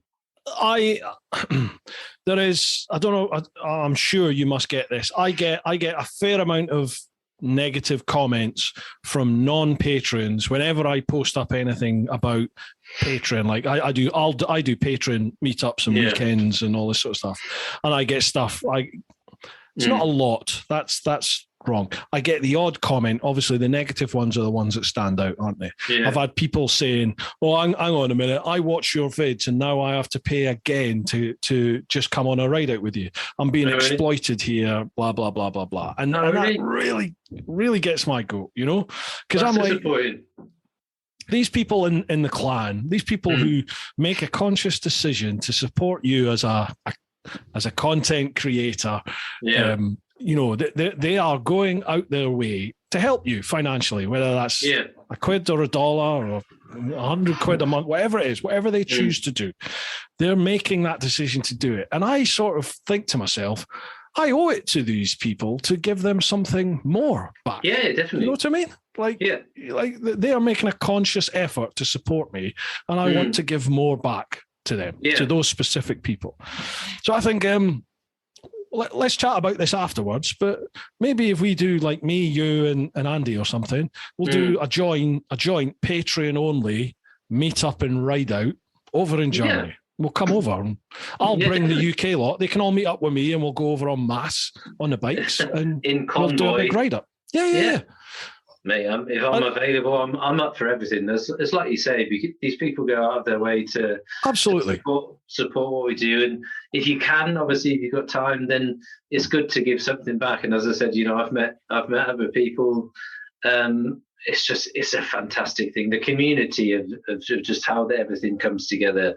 Yeah. It's why it's worth doing. It's why we do it, to be honest. Absolutely. I mean, regardless of everything else that we do for views and whatnot, and everything else that comes with what we do, but just to meet new people and to make new friends. I mean, and a lot of the time, you do make new friends, although regardless, obviously people that you meet up with, and especially in my case, I've met with people that pay, for content, but they become friends. And these people are now flying over next week to come to my 40th birthday party. I mean, who doesn't want that? I mean, it's absolutely... That's mega, man. It's brilliant. Yeah. It's brilliant. Awesome. Absolutely brilliant. I was going to say something. I can't remember what it was. Bollocks. I've totally forgotten what it was. Big up the Patrons. We love you, man. Absolutely. We 100% do. That was what it was. It was like, it's like $1. Well, some people, I don't know what your tiers are, but it can be from like $1 a month, which is what, 60p, 63p or something at the moment, current exchange rate. And there's the difference in people is stark when you look at it like that, because there are some people that say, I'm not paying 60p a month or 60 cents a month. And then I have other people who pay a mind-blowing amount every month. More than your Sky Premium. Do you know what I mean? People are paying a ridiculous amount a month to support the channel. And the scope, the difference between the mindsets is phenomenal. I always try to make it. I don't talk about it too much, but I always say if you're somebody that says, "Why would I pay for it when I can get it for free?" then that's cool. Just hit the like. It's your choice. Hit the like button. Hit the dislike button. Then I'm happy. But that helps massively. If that's your mindset, then it's definitely not for you. But it's for the people that say, "Shit," the people that have a pop, that's the ones I'm like, oh, what? Okay, you can get both barrels. But if someone says, why should I pay for it when I can watch it for free? Then I just say, that's cool. Then you can watch it for free. As long as you're watching it. Yeah, it's just for people that want to possibly show appreciation or want to be part of it, of the big scheme of things. So it's always a grey area, isn't it? It's a shitty thing that people. I don't know. We don't always want to ram it down people's throats or anything, but it's something. At the end of the day, people can see through that and say, well, if we are supporting the channel, then, like we always say, we can get out and do more. We can do more things. We can produce more content, better content. Of course. And then some people are into that. Some people are not. It's not for everybody, but we're happy for just a like or a comment saying you're a massive banger. You bell end. This is what I was going to say. What I love seeing, and I genuinely mean this, I'm not just saying this to I can be all Hollywood. What I genuinely love, and it's not just from the Patreon meetups, it's from when people come away on tour with me or like, I don't know, but just people come away on a group ride or something. You get people who never go anywhere other than by themselves to the local calf. They don't ride in a group. They have a drink or something in the back. They ride 3 months out of the year and that's that. Then they make that conscious decision to come along to an event. So they either come away on a tour or maybe they join Patreon and they come away on one of the Patreon meetups and stuff.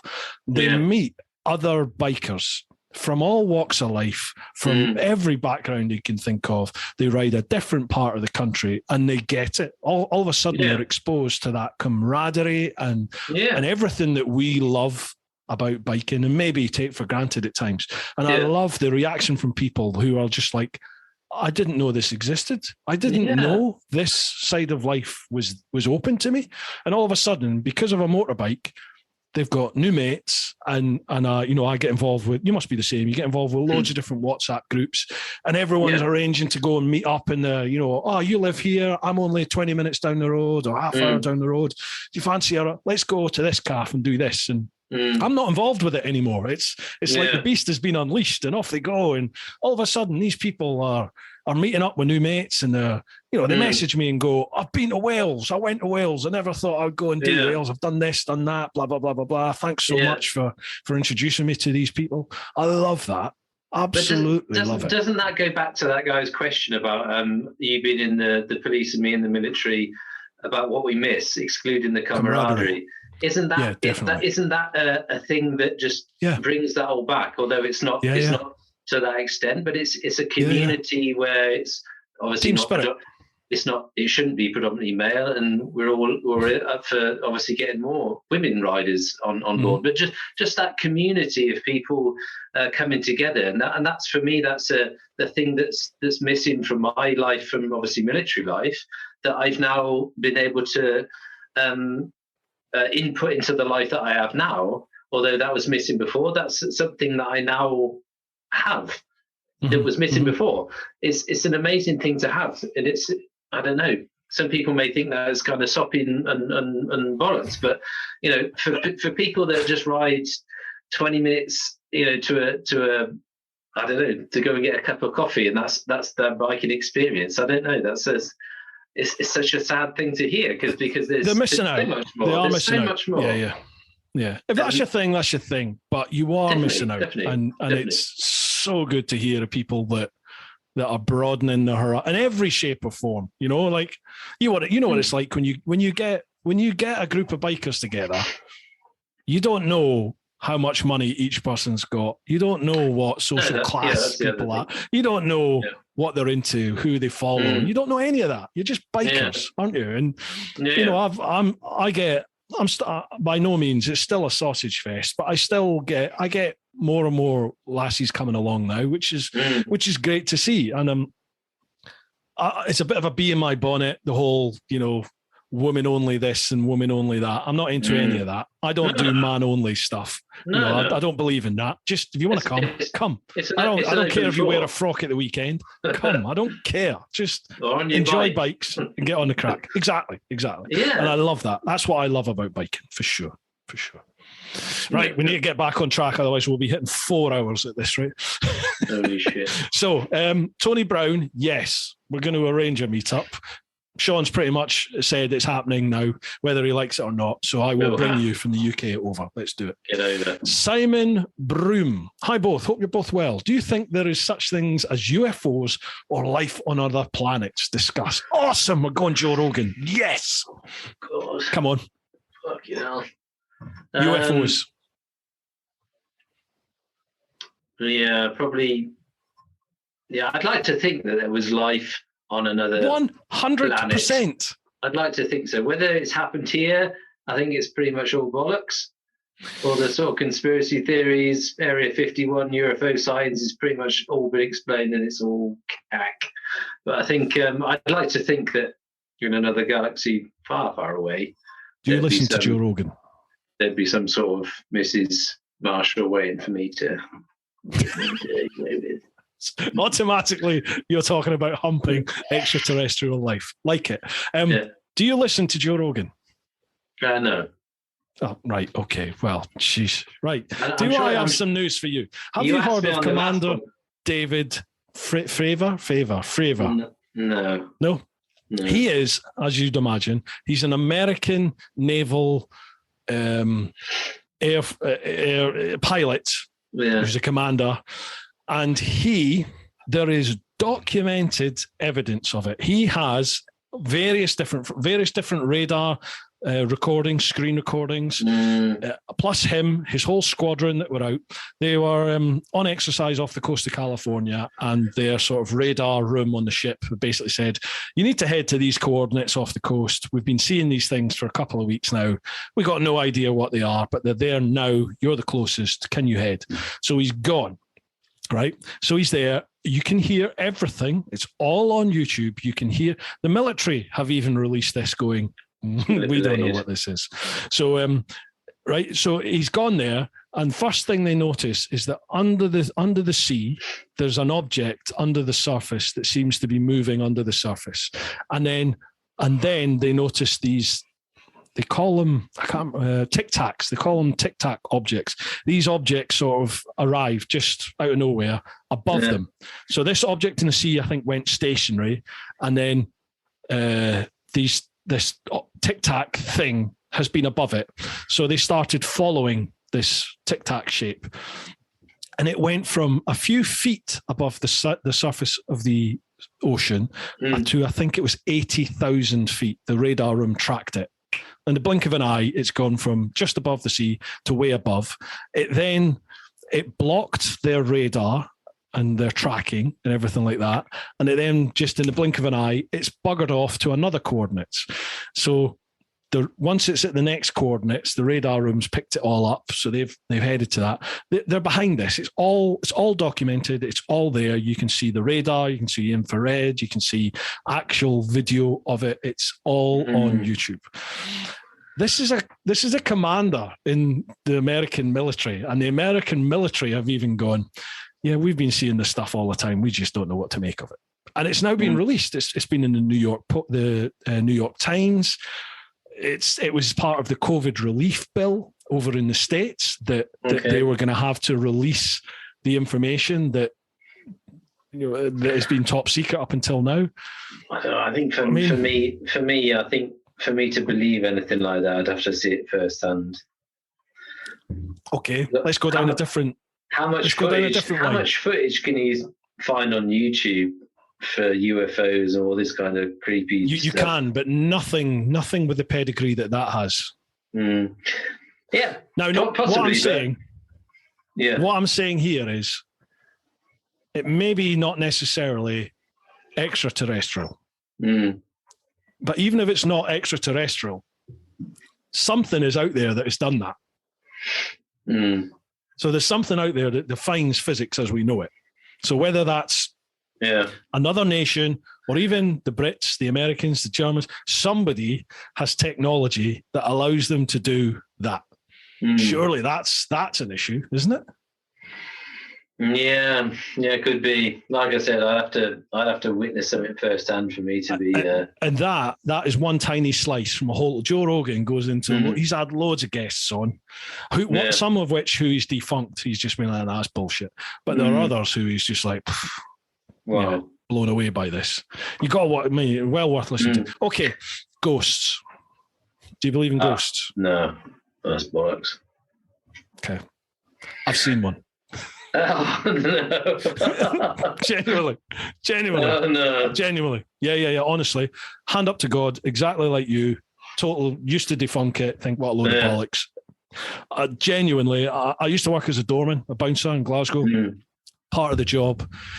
Part of our job was to open and shut the fire exits every night. So, you'd unchain, unpadlock the fire exits at the start of the shift, and then you'd padlock them all up at the end of the shift. So start of one of the shifts, I'm in one of the top clubs, the garage in Glasgow. I'm in the top club up there, the attic. And if you imagine, the fire doors with the old bar on them, you boot the bar open and go. So that's inside the top club. You boot that door open and it comes to an enclosed staircase, totally enclosed. And it goes from the very top of this building, goes down about 5 or 6 flights, all the way to the very bottom where there's another door, and that door opens out into the back car park. And it's totally encased in brick from the bottom to the top. There's no windows, there's no other platforms, no other landings. One way in, one way out, top and bottom. That is it. So start of the shift, I've gone to open up that fire exit, booted open the top door, started walking down the stairs, and as I'm sort of halfway downstairs, looking, I'm looking straight down the stairs here, and it's brick here, it's brick there, then there's a landing, and obviously on the other side of the brick, the stairs going down to the next level. Well, these two guys just walked, as clear as day, just walked across the landing and started walking up the stairs towards me. But they were dressed as, the best description I can give you is the Untouchables, the Sean Connery film. They were like that, long trench coats, the hats, everything. And they had the hands in the pocket, side by side with the heads down. And they sort of started walking up the stairs like that. And I was like, who are you? How'd you get in here? Like that, sort of shouted at them. And they started looking up, and literally before, every time I tell this story, and I've told it a lot to people, I get hairs on the back of my neck. Before I could see their eyes, one of my mates from upstairs was like, "How big, man? You all right?" So I've sort of turned around and I was like, get back down here. There's 2 people in the fire exit. Turned round and they've gone. So my mate comes running down the stairs. I'd love to get him on here. Andy Kearney, if he's listening, I'm assuming you'll remember this. I'm sure he would. But anyway, we've ran down the stairs all the way to the bottom and haven't passed anyone. This stairway is 5 foot wide, if that. So it's not even like we could miss him. We've got all the way to the bottom and there is the bottom fire exit door with a lump of 2x4 across it, chained and padlocked, shut. Yeah. So obviously my mucker's looking at me going, "What have you been smoking tonight before you turned up?" And I was like, "Mate, honestly, there were 2 geezers here." So I've unpadlocked it, gone out, nothing. Absolutely nothing there. And then later on in the shift, we're on the front door and My mate turns around to the manager when he comes down. He's like, "Oh, you might want to watch the big chap tonight. I think he's been on the wacky backy." Told him the story. And the manager just went, "Oh, yeah, those two." He said, "Yeah, cleaners see them all the time. And, there's these ones, that one, blah, blah, blah, blah, blah." Turns out that the cleaners apparently see all sorts in this. Because this nightclub dates back to the 1930s. It used to be called the Locarno in Glasgow. It's a very popular dance hall name. Okay. And honestly, mate, I mean... I don't know. It was just like, what the fuck's that? What is that? I mean, I don't want to totally dismiss it. I kind of like to think that there was something extraterrestrial or ghost-wise, but me personally, I've never experienced anything, so I can't. I just think there is so much more than a lot of it can be explained, but some not, but yeah. I don't know. There used to be. I'll get into this. I'd love to get. If anyone knows, like a paranormal expert, let me know, because I'd love to get them on for a chat about it. We used to get chatting about ghost stories and stuff at work in the old Bill. And Downing Street, there is a little girl that apparently haunts Downing Street. When you I'm sure this isn't secret. Well, it's not secret. In Downing Street, under the stairs, there's a little door on the main stairs that you can go through, and it takes you downstairs to where the cafeteria is. Well, there are a lot of people, not just coppers, but a lot of people who have said they've seen this young girl, like a 5, 6, 7-year-old girl, who literally take you by the hand and walk you up and down the stairs, or she'll just be playing on the stairs when you get there. And there's lots of people have seen her. There's an old drill instructor at the back of Downing Street on Horse Guards Parade. Yeah. And his thing is he hates anyone to be asleep. So there used to be a post there where you were single man, so you're by yourself. And I'll let some trade secrets out because it's all double manned now and you can't do it. But back in the day, there used to be a chair hidden in one of the bushes. And on a night duty, you'd get the chair out and sit in the chair and hide in the dark and just have a little snooze, right? Doesn't happen anymore because it can't. And the amount of lads who have said, like, literally, they were kicked off the chair or thrown off the chair. And there's no one round about you. There's nobody there. Honestly. It's weird, man. Oh man, yeah. I love it. I love all this sort of stuff. Maybe. I mean, I wouldn't definitely dismiss it, but until I'd actually seen it myself, then I'd be a bit dubious. But right. Any spirits or UFO aliens listening to the podcast, go and find Shaun. Give him a birthday present. You find the weirdos. I'm just going to have a quick slash. Are you having another pee? Yeah, dude. I've had about 7. Wow. Yeah, but they're like half pints. They're not manly drinks like my little can of Brewdog. Oh yeah, it's massive, that thing. What is that? That was it. Be quick. Right, what else have we got here? J. Andrew Cruz, Ryan Groot. Oh, you're replying to Ryan. Bruce and his GS is as much. Oh, sorry. Right, this is another question. Oh my God, I've jumped a load of questions. Apologies.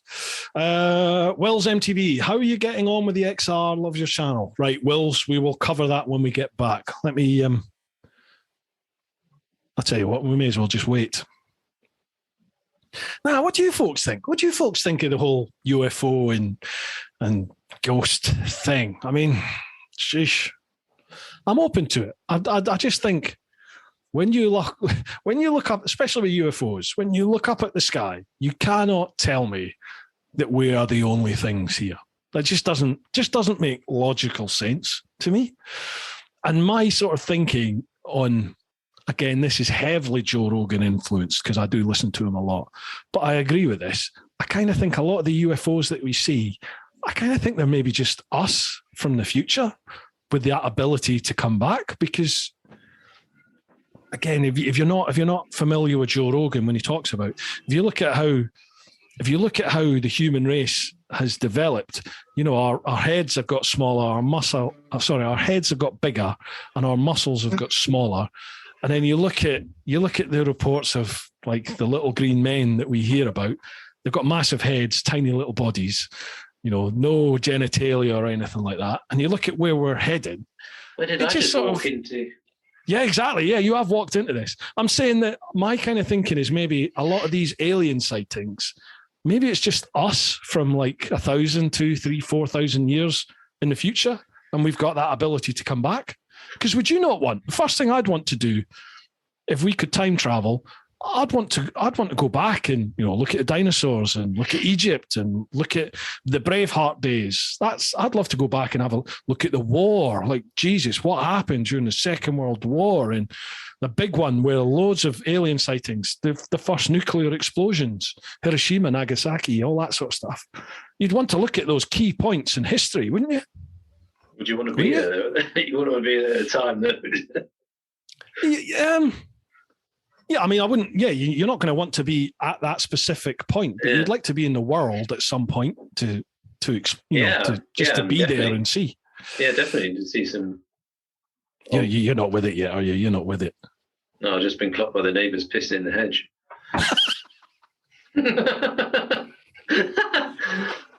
Brilliant. Right, Will's MTV. How are you getting on with the XR? I love your channel.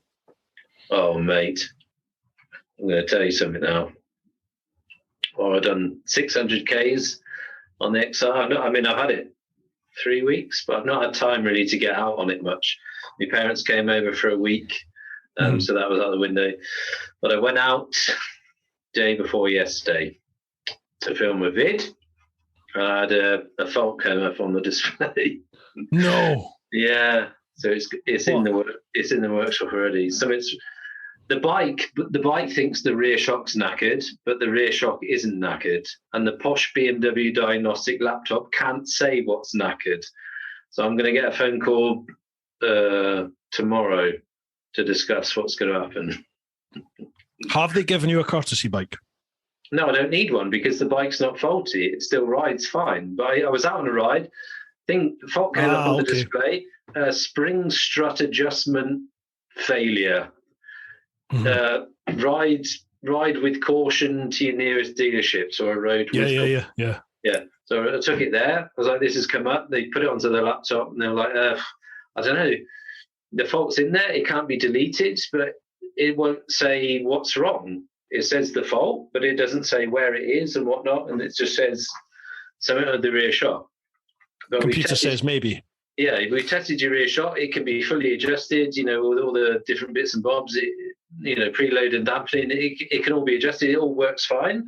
But for some reason, the bike says it's knackered. I was like, brilliant. I said, what can I do now? I said, you can ride it, no problem. It all works. So you can ride it, no problem. Take it home. We all have to get emailed to BMW, and Monday morning we should get an answer from BMW. What's the crack? I said, well, okay, what's going to happen then potentially? He said, well, possibly if we can't delete the fault, the BMW will just say you get an e-rear shock. Yeah. So Which is the difference?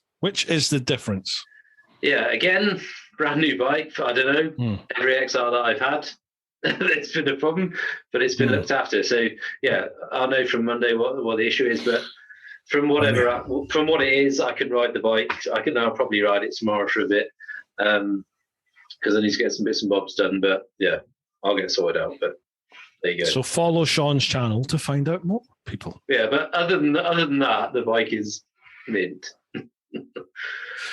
Right, next one. Andrew Gibbs, can you expand upon the KTM service and dealer support issues that you alluded to in the XR pickup video, please? Well, I think we've done that, haven't we? To death. We've already covered that, Andrew. Ryan Groom, if you could go back to when you was younger and pick a bike from your past, what would it be and why? And Bruce nods yes. Pick a bike from my own past? Yeah. No, I don't know.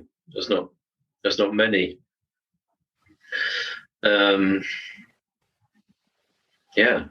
God. I mean, to be honest, for me, every bike that I sort of buy, I kind of is progressive. Every new bike that I buy, I find. Well, no, I wouldn't say it's the best bike each time, but I kind of it's a progressive thing. So you start off small and work your way up to something nice. But I don't know. I'll probably go back to the answer I had before. That the Ducati 996 was always a bike that I always dreamed of having. But from my own bikes experiences, the Super Duke without the issues and the dealership issues, that's the one, is it? That's the bike, yeah. I think for me it would be the GSX-R 1000 that I had that was supposed to do the trip with me. So it was an LO, a 2000 GSX-R 1000. And that's the one I had the massive crash on in Germany. Yeah. That had a full Akrapovic system on it. Yeah, in Germany, in Black Forest. Yeah. Okay. I can, without a shadow of a doubt, state that the German health service is fantastic. They were brilliant, absolutely brilliant. I wrote it off in the Black Forest, but up until that point, it was the fastest, best Gixxer I've ever owned before and since. Phenomenal bike. I had no idea why it was different, but it was just quicker, sharper. It was like a Gixxer on steroids. All I know is there used to be a Suzuki dealership in Beckenham called, was it Beckenham? Maybe not West Wickham, called Premiers. And their mechanic, Ollie, who's still working, but he's self-employed now, mobile mechanic. I remember he said to me once when I took it to a service for them, he said, I'll have a little play with this. And I've got no idea what he did, but from then on, that bike was phenomenal. I miss that bike. And the other one would be my Tuono V4 RR. That was phenomenal bike to ride, to listen to. I loved the look of it, but an absolute pig to own. So I didn't know you'd wrap that off in the. What did you hit in the Black Forest, or what did you do? I hit Germany. I had a low side going around a bend at over 130 mile an hour, and the bike slid along the road, hit the curb, and just went up like a mortar up into the sky. I went under the Armco on my back, and I remember watching the bike somersault above me over the trees, and then it sort of disappeared into the trees and everything in the bushes of the forest. And I got caught by some trees and sort of deposited on the side of a hill. And it was just smashed up. The tank was pancaked. It was just totally foobarred. So that's the last I ever saw of that bike. But yeah, what a machine. What a machine. Yeah. I think that's us. J. Andrew Cruz, he said Bruce and his GS is as much a thing as TMF and his GS. Well, there's an easy answer for that, really. Andrew, it's best bike in the world. Does everything. Ryan Groom, true, a bit like Richie Vida and his VFR. Again, we've got personal attractions to the bike, haven't we? Yeah, for sure. Is that a wrong thing? I don't think that's anything bad. No, definitely not. Dude, that is nearly 4 hours. You're joking. No, it's like well over 3.5. If we take pee breaks out of it, it's probably about 3.5 hours. Sure. Make that work. What's the apart from your birthday celebrations? What's the immediate sort of future hold for you? What are you doing? Yeah, nothing planned really, to be honest. Take it as it comes at the moment, but yeah, for this year, hopefully I can get away on a weekend or two, maybe. So I want to do some sort of winter rides, because I've got some although you touched on your keys heated gear, I've been given some gear from Rooker to test, which I haven't. What? I've been blessed with Rooker. I had to pay $2,000 for my blooming Rooker. Rooker, what is going on here? Yeah, that same or the similar $2,500 suit that you paid for, I got sent one for free. Oh yeah. Oh, I'm really chuffed for you. Really chuffed, Shaun. That's awesome. They sent me their heated vest, or their heating and cooling vest. I think that's the only vest on the market that heats and cools. Wow. Yeah. Wow. It's a bit tasty with the price, but yeah. So I've been Shaun. Yeah. You know what you got to do now? you have to go from Nordkap to the Sahara in Morocco. To Siberia. No, Nordkap, the top of Europe, all the way to the Sahara, Mazuga, the two extremes in your vest. It's got to be done. Well, it's a bit extreme just to test the vest, but...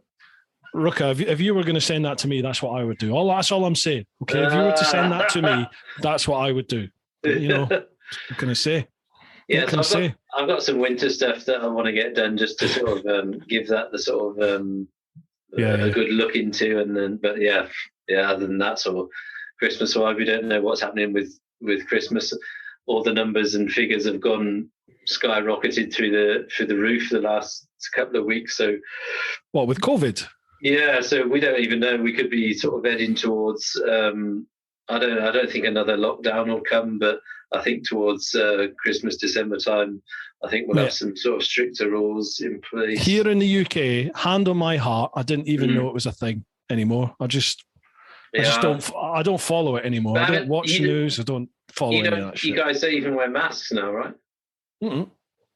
No. You're supposed to on public transport, and some shops ask that you do it. So I know. I mean, I don't do the shopping thing, but I know my missus does, and she'll wear her mask when she likes to go in and out of the charity shops and all that sort of malarkey. So I know they. If someone asks you to wear a mask, fine, whatever, got to be done.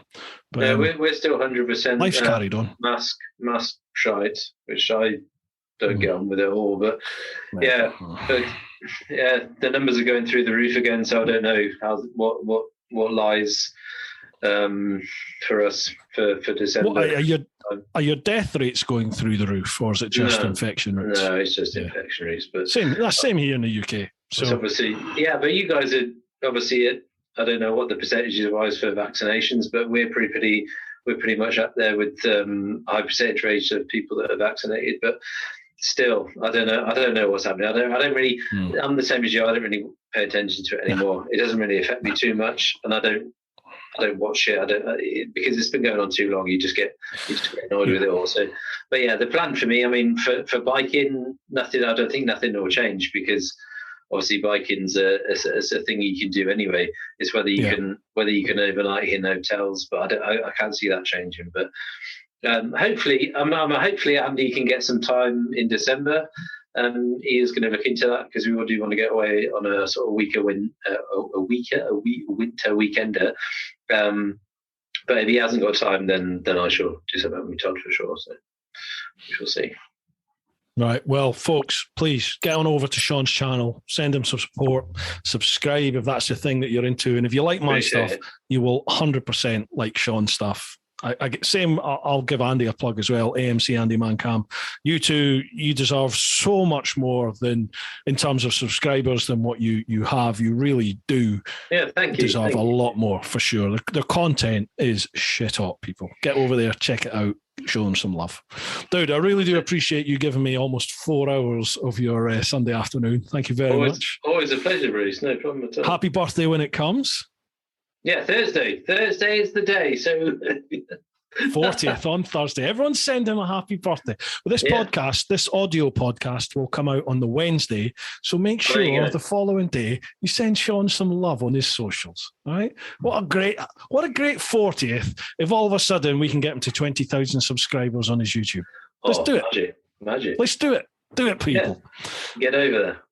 Dude, is there anyone you want to give a shout out? Any plugs you want to give for yourself or any channel sponsors, supporters, anything, your Patreon? Feel free. Off you go. No, I mean, not directly, but just to say thank you to everybody who's sort of been a part of the channel, and to everybody's channels. I mean, I appreciate from the smallest thing to a like, a comment on any video, to the guys that go that bit further and sort of financially support channels. I'd just like to say thank you all for the year that it's been, although it's been a difficult year. Thank you, everybody, for watching, and hopefully it's helped everybody sort of get through some sort of difficult times. And I know it has helped a lot of people, and a lot of people appreciated content over the difficult last couple of years. So thank you to everybody for sort of, no matter how small, being part of the channel and moving on to bigger and better things, hopefully, and it progresses that much more. So we'll see where we go. Absolutely, dude. It's coming your way for sure. Hopefully. All right, folks. Hope you've enjoyed this one. Thank you very much for bearing with us if you followed us all the way to the end. Folks, if you're listening to the podcast, please do tell your friends about it. If you're listening on Apple Podcasts, make sure you rate the podcast. 5-star rating is preferable, but any rating really does help. Sharing the podcast as well, that's a massive help to people. Just get the word out there. It's already doing well. It's already in the top 10% globally. But if we can nudge it up a smidgen, we can crack on up to the top 5. All right, folks, keep doing your thing. Look after those that you love. Get on out there whenever you can. But most importantly, live your life. Woo-ha! Dude, thank you very much, man. Really appreciate you coming on. Let me stop this. Where is my stop record, stop video? Bosh, there we go. Yeah, awesome, man. Really enjoyed that. Listen, what were we chatting about before? Yeah, a Patreon meetup. I think that's a cracking idea. I've lost your video feed. Oh, hang on. You've gone. Start video. There you go. There you go. You're back. I'm back. Right, sorry. This is what I meant to do.